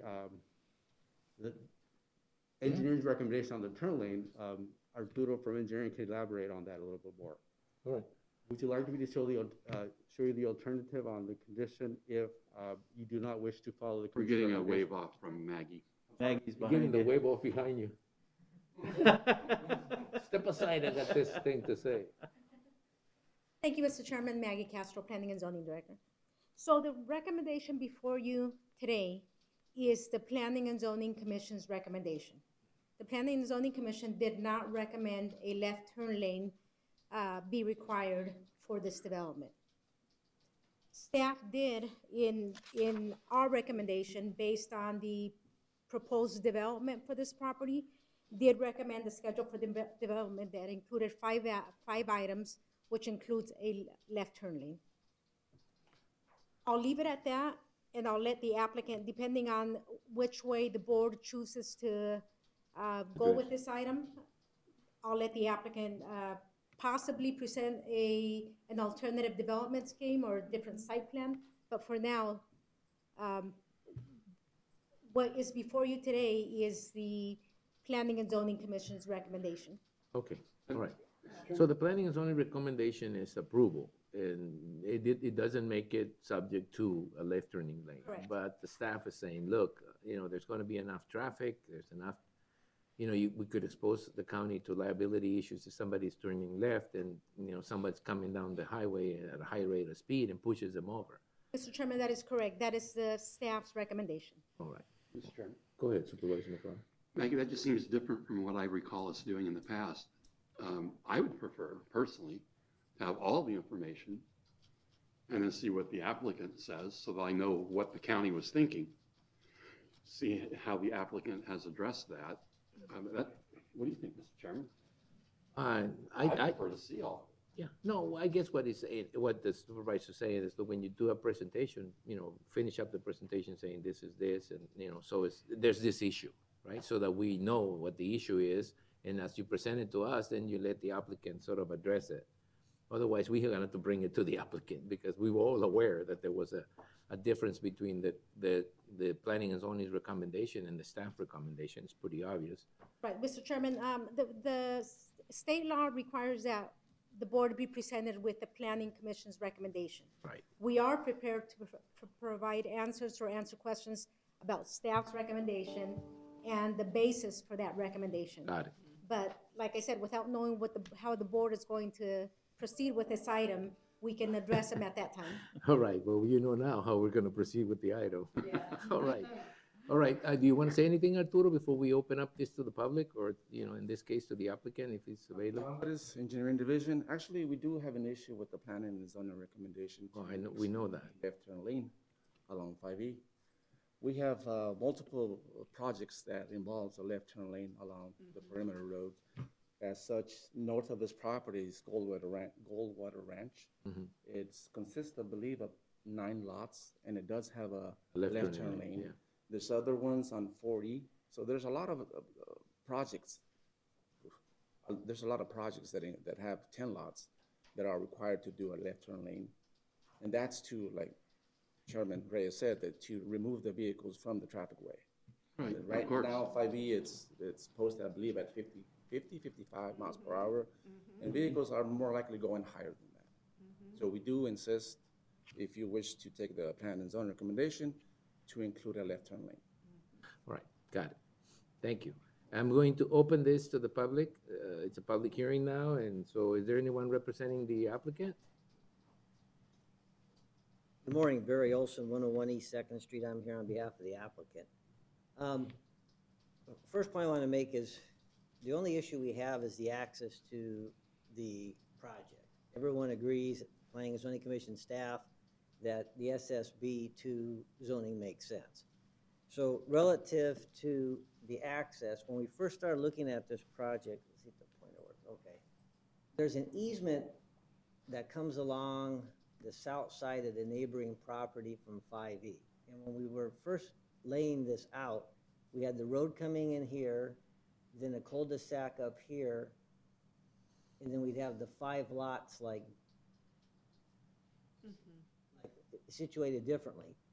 Well, when we found out and saw what the neighbor to the west was doing with this road coming in, it seemed practical as well, maybe if the staff thought it was appropriate, is we could extend that into a cul-de-sac, have 1 access point out onto 5E versus 2 access points. And also, we could share in the development costs relative to putting in this access road. Seemed like a win-win situation.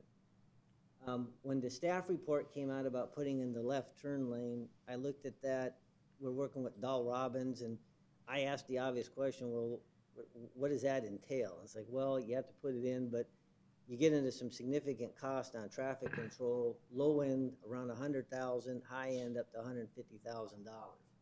So that obviously got our attention because it's a cost we weren't anticipating. So that was that's a primary concern that we have, but also in looking at it, 5E is a little bit different because 5E ends a half mile south of here, and then any development to the south of this will never occur of our property because it's the Goldwater Range. So in looking at that, that's why I thought this was a little bit different than some of the other projects is 5E ends a short distance and you don't have much, if any, prospect of development to the south and to the east of this property. So really what we have before you is a practical approach. We're trying to be practical at one point to get in here.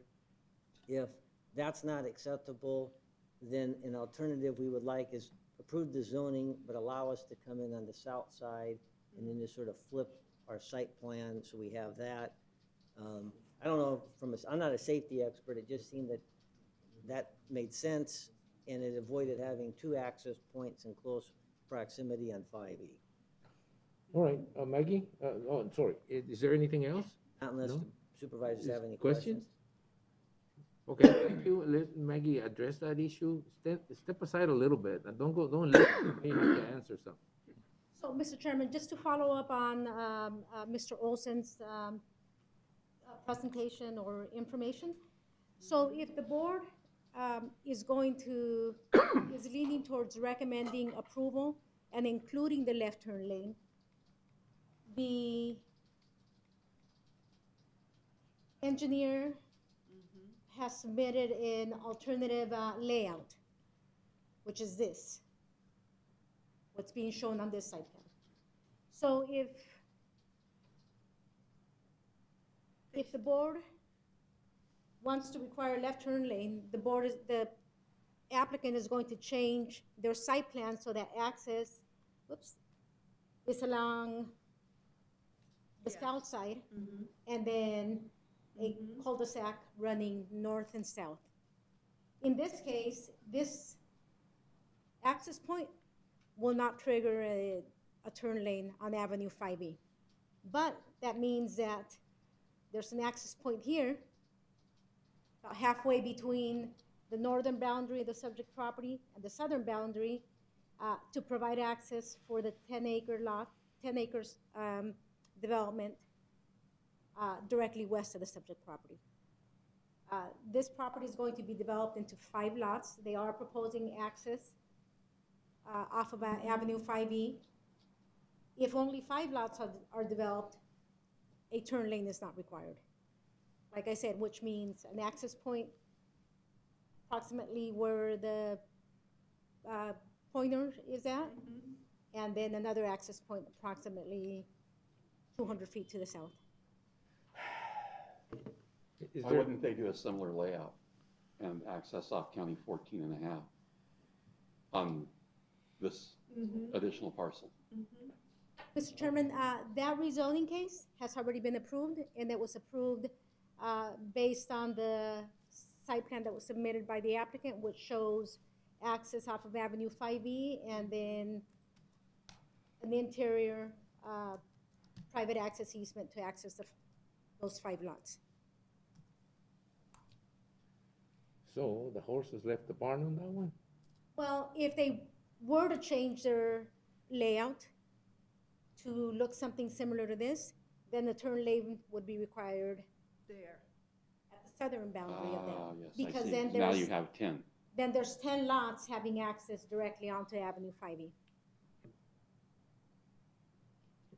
Are these 2 lot owners are they in some way related to each other, or are they partners, or are they just simply 2 different applications? Chairman, when I initially spoke with the applicant for this rezoning case, and then I was approached by the applicant for the subject property that it's under consideration today, their statement was that they were not working in concert, they're not related, there is no, they are not doing it to circumvent the subdivision regulations.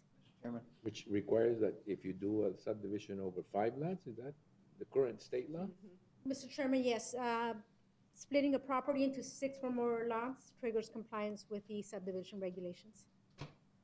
Mr. Chairman, wasn't the access, I don't remember on the previous picture for the original layout, but if they're coming off 5E, aren't they coming through that parcel that's due to be redone? Yes. On the west side?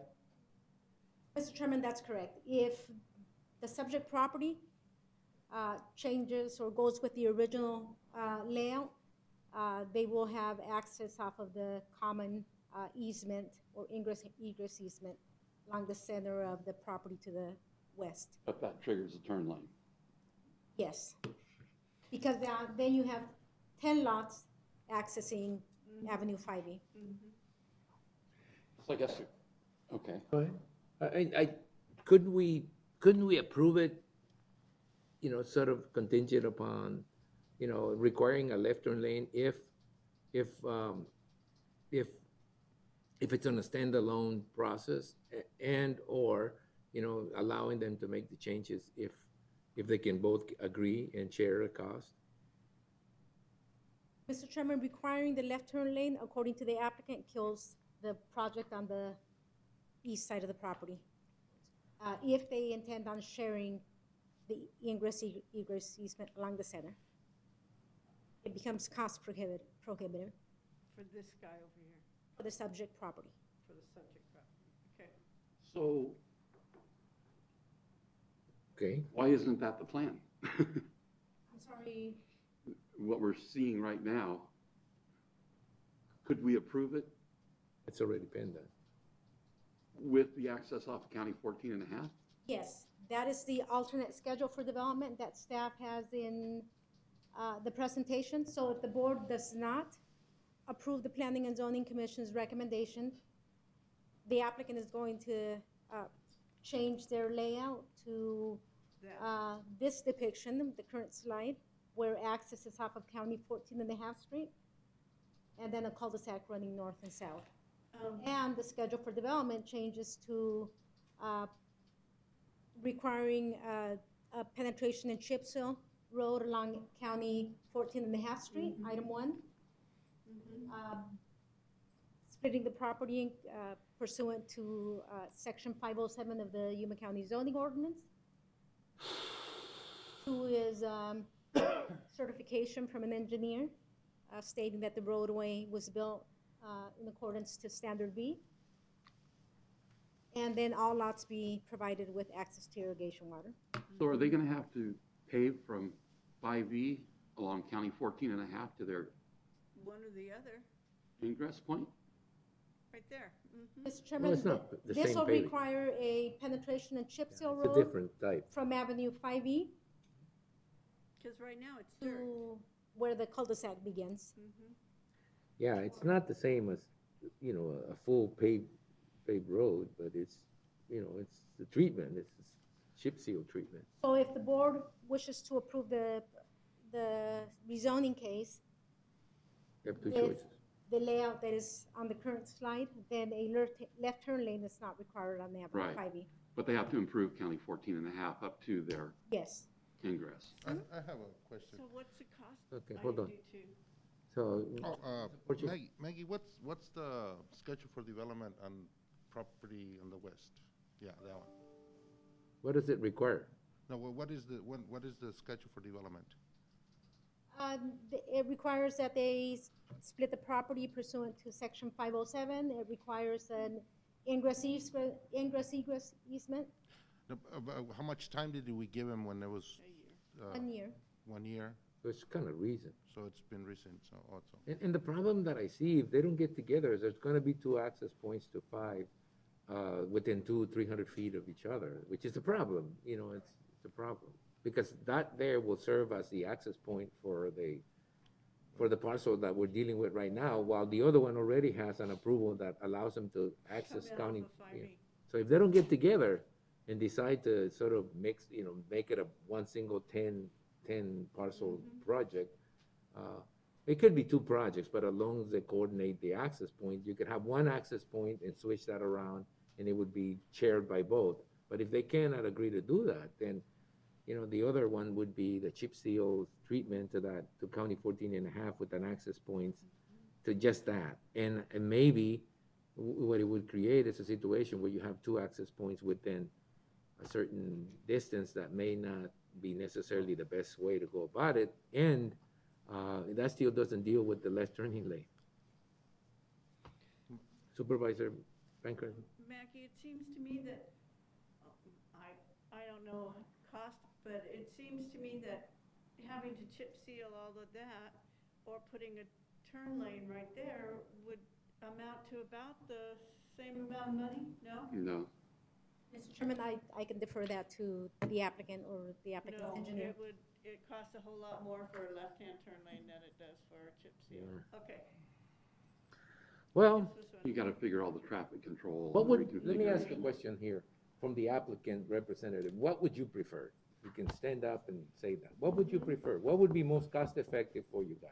What would be cost effective is just to have the one access point that we share and work with the neighboring property. That's Mr. Israel owns that property. And then we've been working with Mr. Dahl, Kevin Dahl, and then Kevin, as to Ms. Pancrazzi's question, has confirmed what he told me before is the chip seal. I thought the same thing, that, but it's like, no, because when you get out there and start doing traffic control and paving and the rest of it, it really increases the price. So I guess where we're at is basically, we'd prefer to have what the Planning and Zoning Commission recommended, because we just think it's practical, it avoids the two access points, and it's a little bit different area because of what I went over before. But we want to get the project going, obviously, because the housing market's pretty good right now. So, I mean, I guess you could give us both options. We prefer the one that the Planning and Zoning Commission recommended, but if you're not in favor of that, then we want to keep this option that you see in front of you. Okay, all right. I have a question for Barry. You know, working with this developer, the neighbor here, because it seems like, and I don't know about cost, but it's quite a stretch there with chip seal, and then going up north, it's another cost, you know, compared to where your cul-de-sac, if it's right in the middle there, it's a lot less, maybe, you know, if the neighbor agrees to working on the left turning lane there. Why would they? No, I mean, but they can talk. I mean, They can talk. That's something that, Yeah, we've you always, know. We have talked. You have, okay. Mr. Israel has made it clear, is, hey, you know, willing to work with you, but it can't cost me any more, two things. He doesn't want to have any increased costs, so any increased costs would be on us, and he doesn't want to delay his project, which I understand.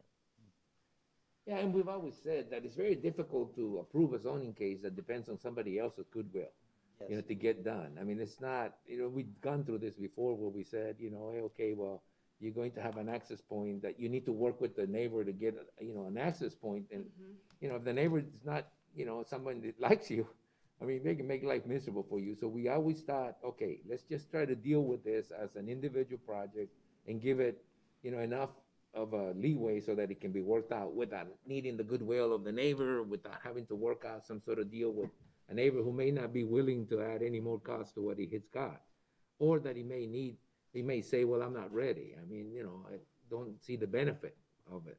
Eventually, there will be a benefit, but it may not be immediate. So anyway, Supervisor McLeod? Thank you.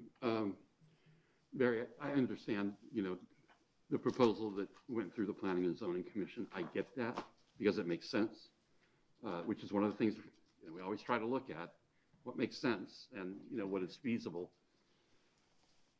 But I got to tell you, if I ever heard there was a bad accident at that entry point because we didn't abide by the engineering rules, which are made because bad things happen, and so the rules are made to prevent bad things from happening, I would feel terrible about that, you know?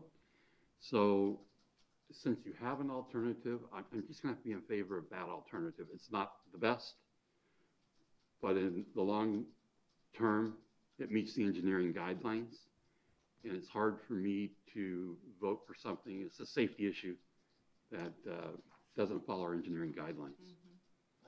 I appreciate that, and again, as you point out, we're trying to be practical here. We didn't have anything where we wanted to obviously increase any safety risk.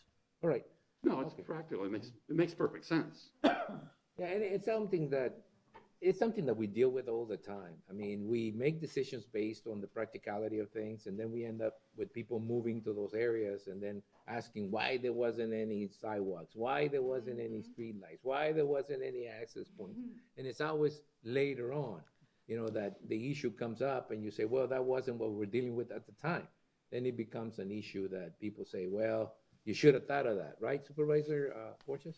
Should have thought of that, right? Should have thought of that. He says You know, that. and that's I really say it all the the, time. you know, that's you know, that's become somewhat of a situation. And now, even more now with, you know, with engineering using terms like you will put the county in a liability issue, or the attorney saying, well, you can't do that because it's precedent, or, you know, it's become a situation where you really don't make a decision. You just ask the attorneys or the engineering division, what do you want us to do? So it's getting a little bit dicey for me. I mean, I've gone from a time where I didn't believe there was a precedence issue with any zoning cases because they're all different to me, to a point where, no, you can't do this because, you know, somebody else may want to do it the same way. And the answer to that is, well, because now they can sue you if they lose value. There's a statute that now, you know, makes that easier. And so now we get to the engineering division, and you're standing here, and the question for you is, can we actually choose a proposal like this and meet the engineering requirements? Relevance Engineering Division. Actually, to answer a response to your question regarding the developers, they had another project along 70 North County 14, which they developed another 10 lots. So this will be the second development on the same partners, and the same developers.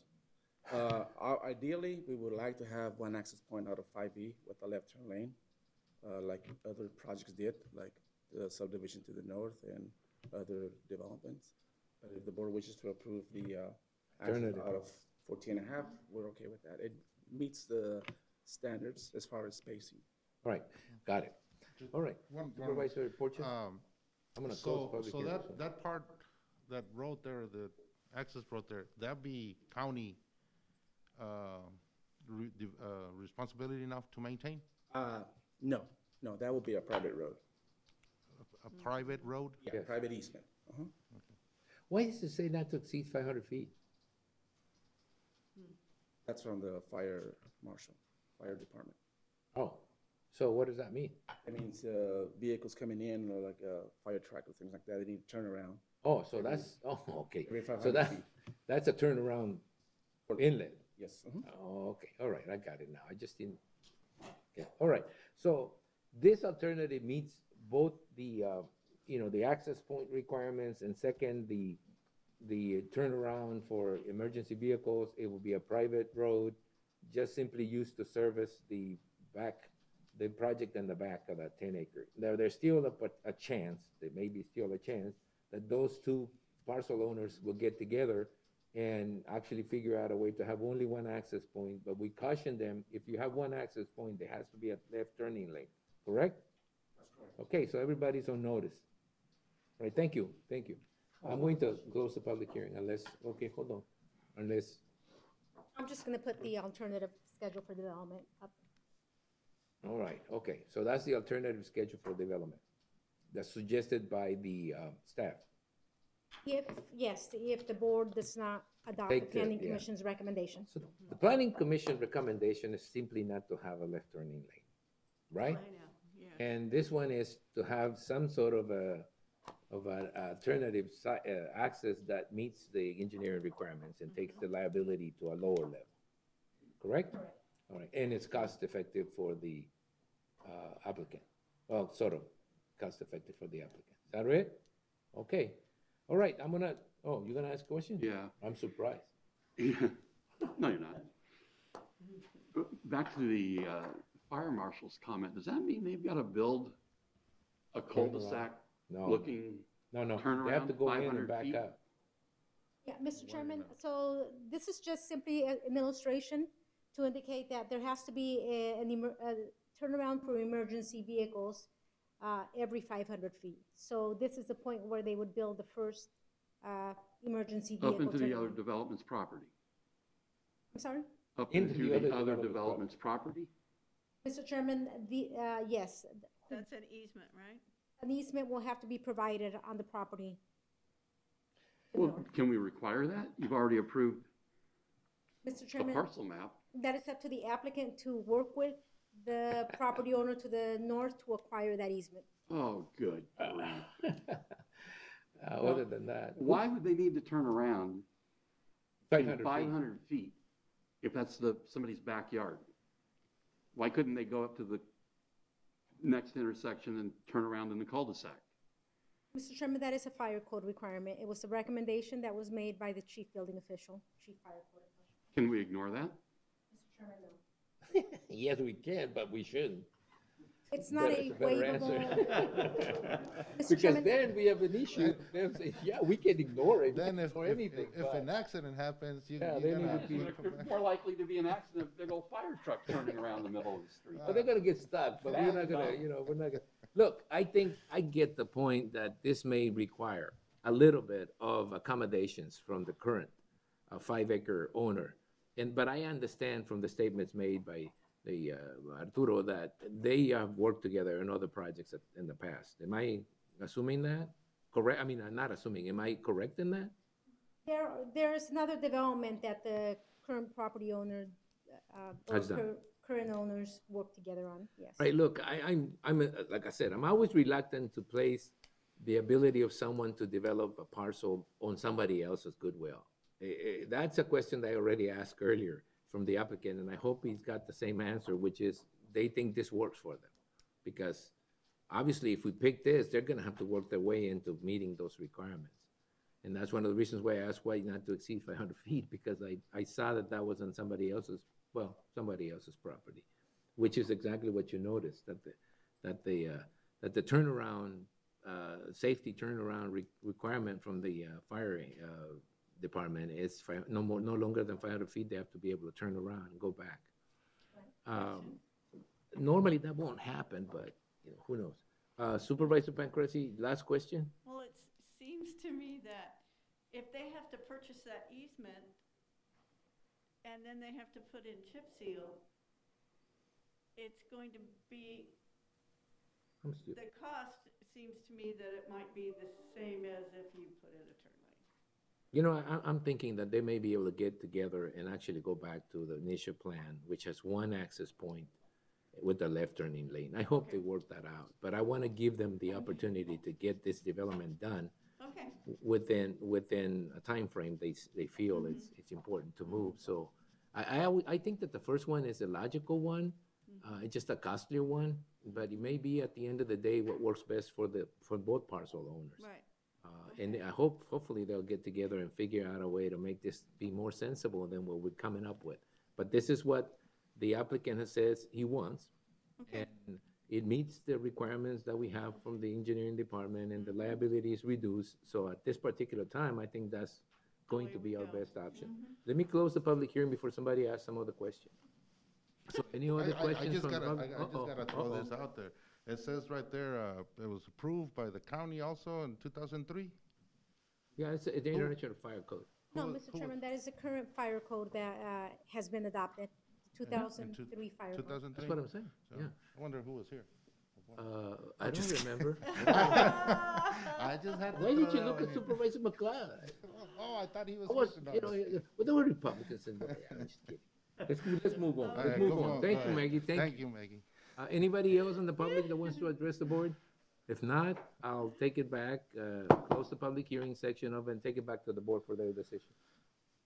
Is there anyone willing to make a decision on this one? I'll take a stab at it. Go ahead, stab it. I would move that we approve The alternative. the alternative plan and leave it up to the applicant whether they want to work with the That they can. adjacent property owner and have a single access point, which would require a left turn lane, or the alternative presented here today where the access point to their project is off of County 14 and a half Street. And they produce And then easy. according to the schedule for development suggested by staff today. Okay. Does that work? Is there a second? I'll second it. There's been a motion and a second. Any more discussion on the item? If not, I don't take any comments from Supervisor Porteous on this one, and we'll move on to a vote. All those in favor of the vote signify by stating aye. Aye. Aye. Anybody opposed? Excluding Supervisor Porteous, everybody voted in favor. Everybody voted in favor, including Supervisor Porteous. All right, the next item is, I have an addendum, right? I have an addendum. I'll take the addendum before we go into legislative issues. The addendum is addendum one, which is for county administration, is discussion and possible action to direct staff to proceed with the steps outlined, authorizing the chairman to sign a lease agreement between Yuma County and Rick Good, owner of Jimmy D's, for the temporary use. Close the door! County, It'll close. this is too good. You guys are laughing out there. Yeah, thank you. Owner of Jimmy D's for the temporary use of 4 parking spaces on county-owned property for a temporary extension of premises for establishment. Ian? Morning, Mr. Chairman, members of the board. Ian McGahee, Deputy County Administrator. Recently, City of Yuma Mayor Doug Nichols extended an amendment to his emergency proclamation of March 15th to allow city businesses to apply for an expansion permit extending their operation areas to outdoors. This is part of an effort to follow CDC guidelines to allow for social distancing and access to fresh air. Rick Good, who is with us today, is the owner of Jimmy D's, and that's a bar, as you know, located at 38 West 2nd Street in Yuma. And he contacted the county requesting to enter into an agreement for the temporary use of 4 parking spaces. Those parking spaces are located on county-owned land, and that county-owned land is specifically parcel number 633-36227. That would allow for the extension of his premises temporarily to accommodate for outdoor setting for his patrons. The 4 parking spaces that Mr. Good is seeking comprise an area of about 920 square feet. Reached out to appraiser Bill Moody. He determined that the value of the property to be about $9 per square foot. Mr. Moody states that if the vacant site was rented, an appropriate return rate might be around 8%. And that equates to an annual rent of $662, which would come out to $55 per month for the 920 square feet. The statutory requirements to lease county land are covered in ARS Section 11256. Since the rental value of the property is less than $5,000 per month, if directed by the board, the county staff would post notices on the property and on the county website for 15 days. The county would also have to publish notice in the newspaper at the beginning of the 15-day period. And if at any point during that 15-day period, a person requests that the proposed lease be submitted to public auction, the county would then follow the appropriate procedures to facilitate that public auction. I hope not. Yeah. I hope not. The lease outlines the terms of the proposed arrangement. It's a 6-month lease. The rent, as I mentioned, $55 per month. It calls for the tenant to maintain a $1 million liability insurance on the property as recommended by the county risk management staff. And that's based on the premise that the county is being asked to operate or to allow operation of a bar on county property adjacent to a thoroughfare used by vehicles. The lease calls for the tenant to install a barrier at the perimeter of the leased premises. Mr. Good, as I mentioned, is here to provide any details on the proposed use of the property or answer any questions you may have. I don't know if we want to ask questions, but, you know, we certainly, I particularly feel we talk about helping small business owners all the time, especially during these crucial times. So anything we can do to facilitate that, it just follows what we said we would do. You know, unfortunately, it's in the city limits. And, you know, when you begin the presentation by saying Mayor Doug Nichols from the city of Yuma did something, it just sort of like, go, okay. But other than that, I see Mr. Good here. Is there anything else that you would like to see in that lease? Are you okay with that lease? Yeah, I'm fine with it. No, come over. Just want to make sure you understand what we're getting into and that you agree to the terms in the lease and that you understand the procedures we got to go through to get it done. Yeah, Not so obviously he explained those procedures to me. The only thing I have a problem with right now is like, we're doing this so we can increase my occupancy and get people out in the fresh air and, you know, hopefully a little safer for my patrons. Been closed for 5 months. Consequently, I've taken my insurance limits, I brought them down to where, you know, the premiums are down. So I'd have to increase them back up to $1 million. And I haven't got those numbers back from Mr. Pancrazzi yet. So, If they get to where I think they're gonna be, it might be cost prohibitive for me to do it anyway. But if the county would agree to where I'm at right now is 500,000 aggregate and 500,000 per occurrence, and that'd work better for me. That's where I'm at right now. I just went next door to check with Copper Point, which is my workman's comp, because there's something in there about workman's comp also. And I'd have to bring those numbers up to $1 million as well, as far as that, the copy of the lease that he showed me. And the cost for that is minimal. I don't mind that at all. It's not another 120 bucks. So I don't mind doing that. The other thing is I'd like to put something, that barrier that's semi-permanent. I don't want to build a brick wall out there where we're going to have to, but I would like to maybe put some bolts down like on a gated, like an iron gate or wrought iron gated area with a door on one end so we can, for security purposes, and put a portable bar out there and get some people some fresh air and cocktails and kind of dress it up a little bit. Right. I think we're all more or less more than willing to accommodate you. I was just wondering whether the emergency declaration allows us to do some faster processing of the situations. I mean, obviously, we're in an emergency declaration. I haven't taken that off the books, and I don't, you know, the legal is here. The only concern I have is how much time it takes to get through all the processes we got to go through when we want to help you right away if we could. I appreciate that. And I'd like to get it done as soon as possible, but. How long do you estimate, Ian, how long do you estimate for this whole process to go through to the point where if no one complains, or if no one wants to go out to bid, which is what I'm concerned with, because there's always someone out there that doesn't like one thing or the other, or the county doing this, or helping someone specifically, that I'm concerned whether that comes and becomes an issue. So I just wanted to know whether that proclamation that I issued, the emergency proclamation, gives us a little bit more coverage in case we wanted to do something relatively quicker. I know we want to meet all the requirements, and that is the safe way to go, but this is not regular. These are not regular times. And for Mr. Goodyear, who's been waiting for a while, I suppose that you know, that he also thinks expediency it's a big issue. So, I mean, maybe that's the question that we make to legal there. So what do you say?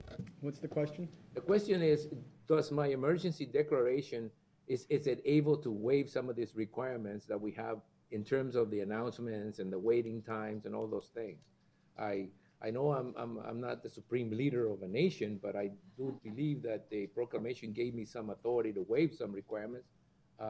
Is this the kind of I'm talking about the publishing requirements, the requirements that require that you go through a lengthy process and that you open yourself up. 15 days there. I was under the impression they were ready to go today with a temporary lease and still move through the process. But that's what I thought. But when I hear Ian say, you know, we got to publish it and it's got a 15 days, and if somebody calls in and complains about it, we need to go to bid. Those are normal requirements, I suppose, with a normal lease that the county would give out. But this is not. This is a pretty, you know, I've always said that the problem sometimes with government assistance, it just takes so long to get to you that by the time it gets to you, you don't need it anymore. Right. And I'm trying to get to a situation here where, you know, we know what we like to do, and we know the situation is immediate, and so going through the normal processes seem to make this a normal process, which it isn't. I would never be considering, you know, leasing county land for a bar. That would have been something I didn't think would come into mind at any particular time because of the issues, the liability issues. And, you know, it's not anything to do with business. It's got to do with the type of business that is being done. And I don't want to put any more hurdles in front of Mr. Good in terms of, you know, us getting you the assistance that you need as soon as possible. So that's the question. Well, if I may, John, two things. Number one, can we approve this lease today, effective now? I think that was the plan. Okay. And then secondly, I'm well aware of what insurance costs. Can we approve a $500,000 insurance that he currently has? That wasn't a legal issue for us. We deferred to risk management on that as policy. So we would have the ability to lower that threshold? Mr. Chairman, members of the board, that is correct. There is flexibility, and the board would have the opportunity to set the limit that the board so chooses. Right. Well, I think that the idea is to help Mr. Goody as immediately or as fast as we can so he can get moving. So I'll be receptive to making some changes that make this effective, under the emergency clause effective immediately, if we could. Now, Mr. Chairman, we can look at doing a declaration of emergency as it relates to these types of waivers across the boards in the county. okay, so here's what we're gonna do. We're gonna approve. I think we're leaning towards approving the lease. And the second thing we're gonna do is research whether we can do this under an emergency clause that will allow us to move faster. That's the Okay. best we can do, I think, right now, because we don't know the answer to that question. That would be appreciated. Okay. For sure. I think the only thing I'd wait on then is for the state to actually approve the extension of premise. Mhm. And Yeah, you have a we're liquor working with that license. Yeah, that's already, right. You do have So, liquor license. Thank There's you. gonna be some time, Oh, but there's I gonna be need to time. get that done anyway.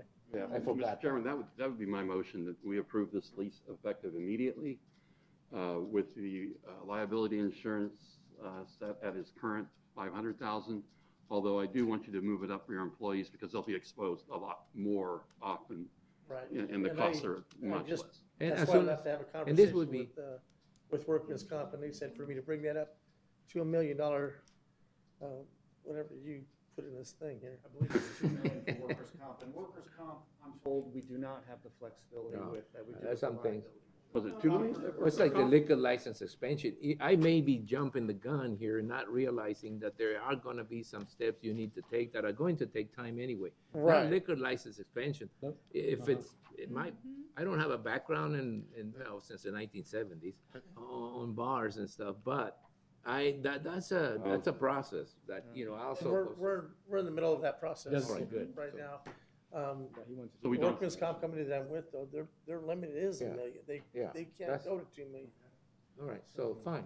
We Okay, so do we all understand what we're dealing with here? We're dealing with a lease for an expansion of a bar into some parking spaces. he won't. And what we're saying is, we don't have a problem with the gift clause, because I think the research has been done to cover that. We have an issue of insurance, a cap in insurance that may be a little difficult to secure or too expensive to secure if we stay at $1 million, which is the request of the risk management people, which are always going to be trying to minimize the risk. And the issue of expediency. My folks are watching while we go. We can do a proclamation today that would make this effective. Okay, so Immediately. that's the other thing. I think You I can can go do a ahead and move proclamation forward making the it way you effective want. immediately, so you can begin your Okay. process of So remodeling and the redoing motion it. was to act immediately, liability insurance at We'll just draft a proclamation. 500,000, $1 million on the Chairman will sign it. workman's comp. I am, don't need a motion. I hate to tell you this, but I can do this on my own. Yeah, we don't need a motion. You go ahead and We're try. just- You just go ahead and try. Children, I just get a rise out of it. You have to understand, I hate to tell them that, you know, I rule by decree. we may come back to revisit this because your proclamations are only as good as the executive order from the governor's office. Yeah, I know. I'm just kidding. But no, we're gonna try to do this as fast as possible, Mr. Good, okay? And on a serious note, you know, we do wanna help, and we don't want the help to come in, you know, way out in the future. We want it to be as immediate as Right, possible. So we're gonna be looking at ways to make it happen faster for you. You just need to speed up the process of getting that expansion We're working license, on it, okay? For sure. And All right. So I you- would also imagine having something in place for Ricky's business when he goes to get the extension would be helpful. yeah, So- it'd be helpful to have a proclamation or a lease agreement already done, okay? Okay, I think Effective.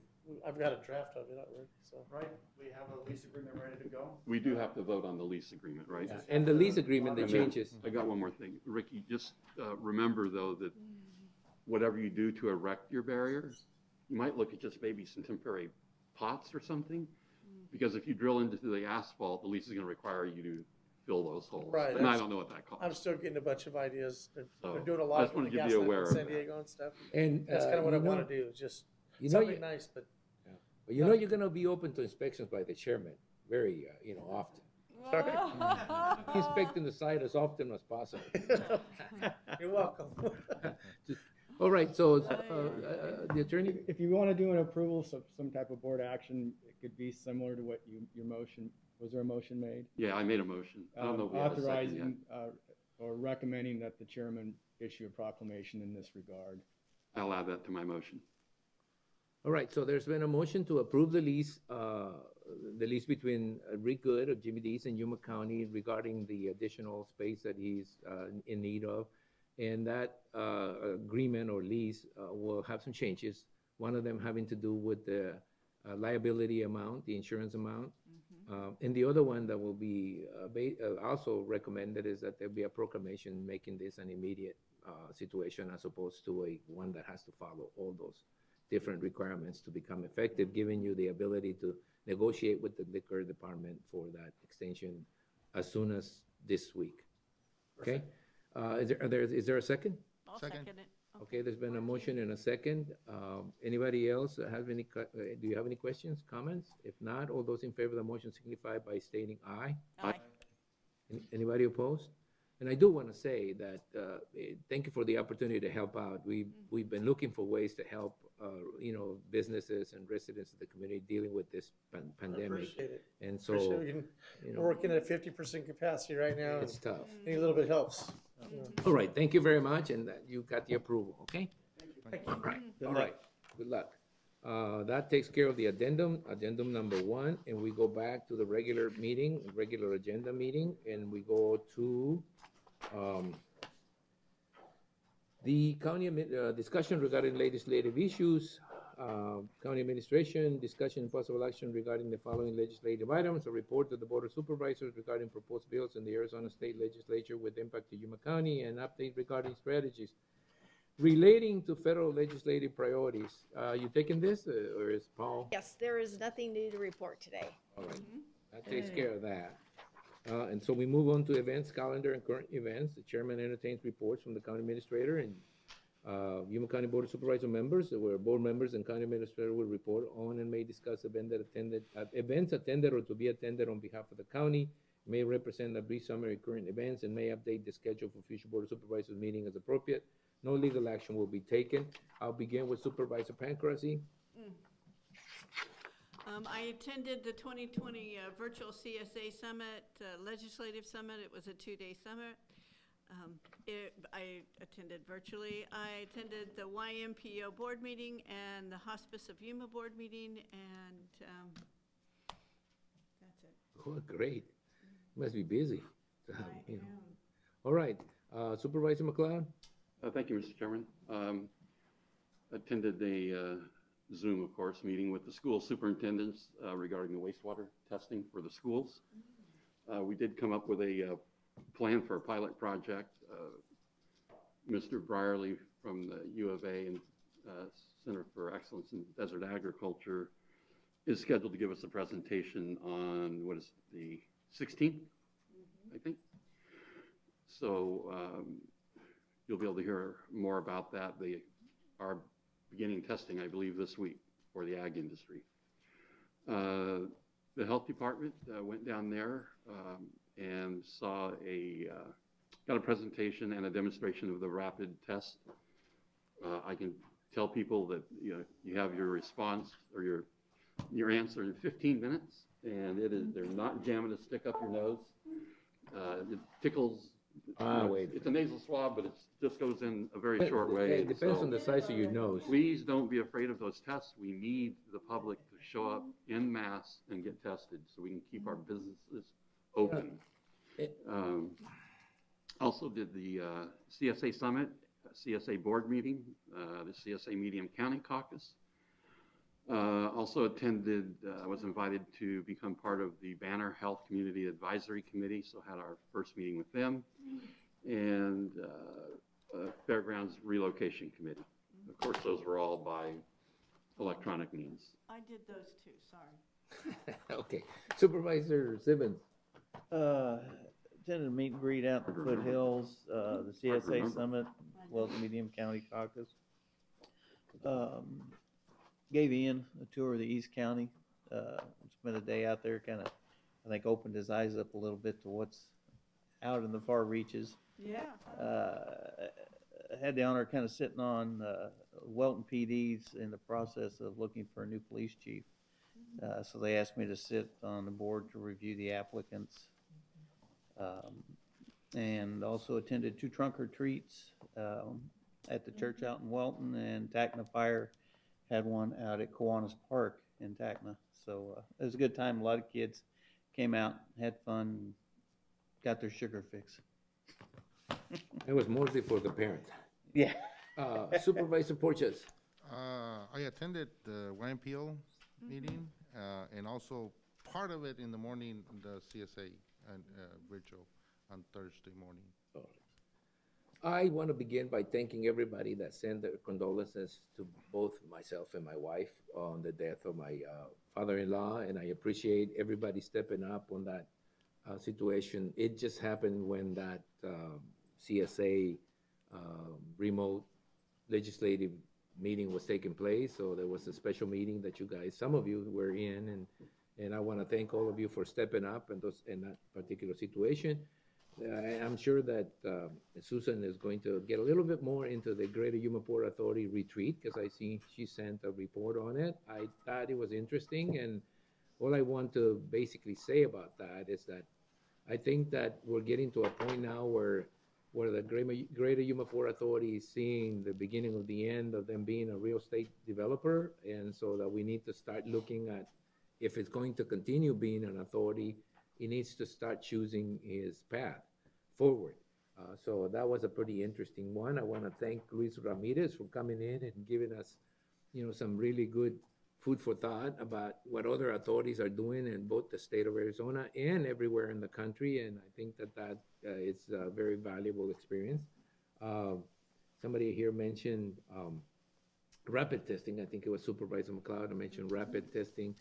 I believe that rapid testing is something that we need to push as much as possible, because with this upcoming, for example, with this upcoming Thanksgiving, there's going to be a lot of family that are going to try to get together.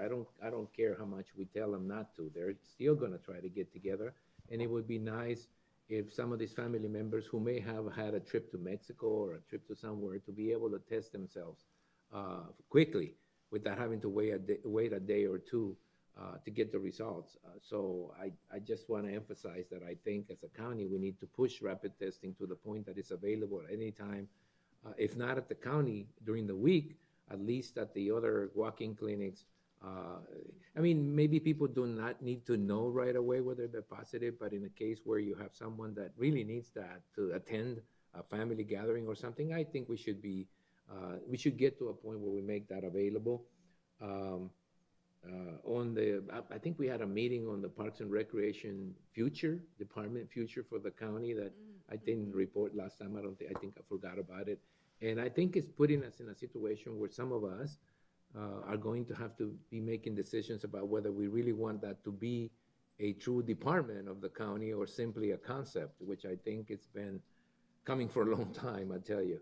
I want you all, I think you all attended a meeting to discuss this, and you need to start making up your mind about whether you're serious about it becoming a department, because I don't believe that you can actually have one without staff and without follow-up. And so just like like the decisions we made about the election department, I think we're going to end up making decisions about where that department is going to be and who's going to be in charge of that. And we also need to acknowledge that it's not going to happen without us putting some funding behind it. All right, I think that's it for me. Susan? Thanks, Mr. Chairman. Yes, we did. I also attended the CSA board meeting, the summit, pardon me. And I think some good outcomes came from that. 9 out of 15 of the proposals were approved to move forward, which is still quite a bit. I know Supervisor McLeod was raising the issue of try to keep it to the essentials and not have a bunch of proposals that CSA has to spend their energies on. But so 9 out of 15 is not too bad. So, and we'll be preparing whatever we can do to support CSA in their push during the legislative session on those items that are important to counties. Also, the Greater Yuma Port Authority retreat, as the chairman mentioned, we did attend that, and Luis Ramirez is preparing an executive summary, and I'll be happy to share that with you as soon as that's available. Diana Gomez did say she was going to be checking on availability of rapid testing in other facilities, and once we have that information, we'll be posting it in the update daily, so that people will know where they can get that. I know right now it comes from the state, so we get an allocation.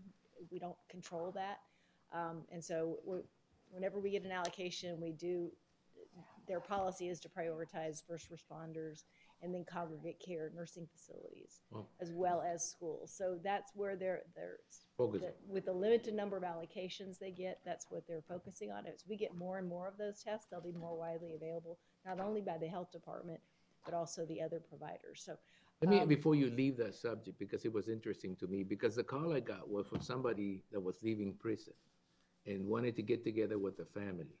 And obviously, leaving prison, you figure that they would give somebody a test, you know, to make sure they don't leave them out in the community.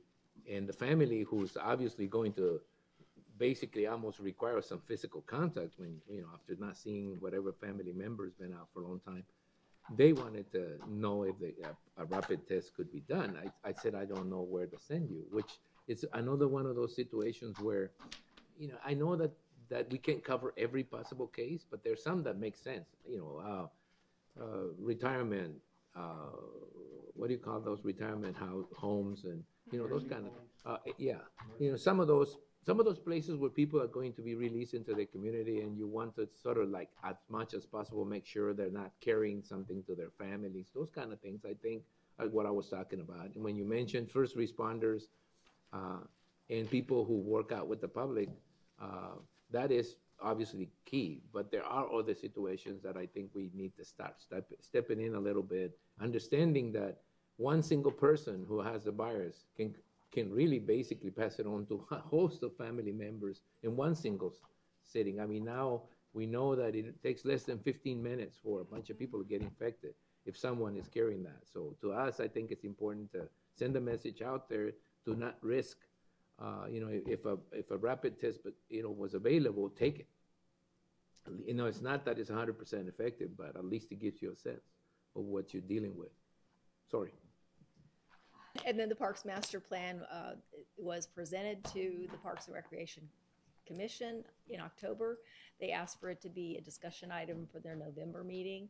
And after that, they're going to provide their input and feedback about the master plan, and then it will be forward to the Board of Supervisors in December for you to consider, amend, take any of their recommendations or not, and then adopt the master plan. So that should be coming up soon. Thank you. All right. Conclusion of my report. All right. Any other items to come in front of the board? If not, I'll think we're done. Thank you very much, and we'll move on. It's election day. Don't forget to vote. You want me to leave the Tomorrow.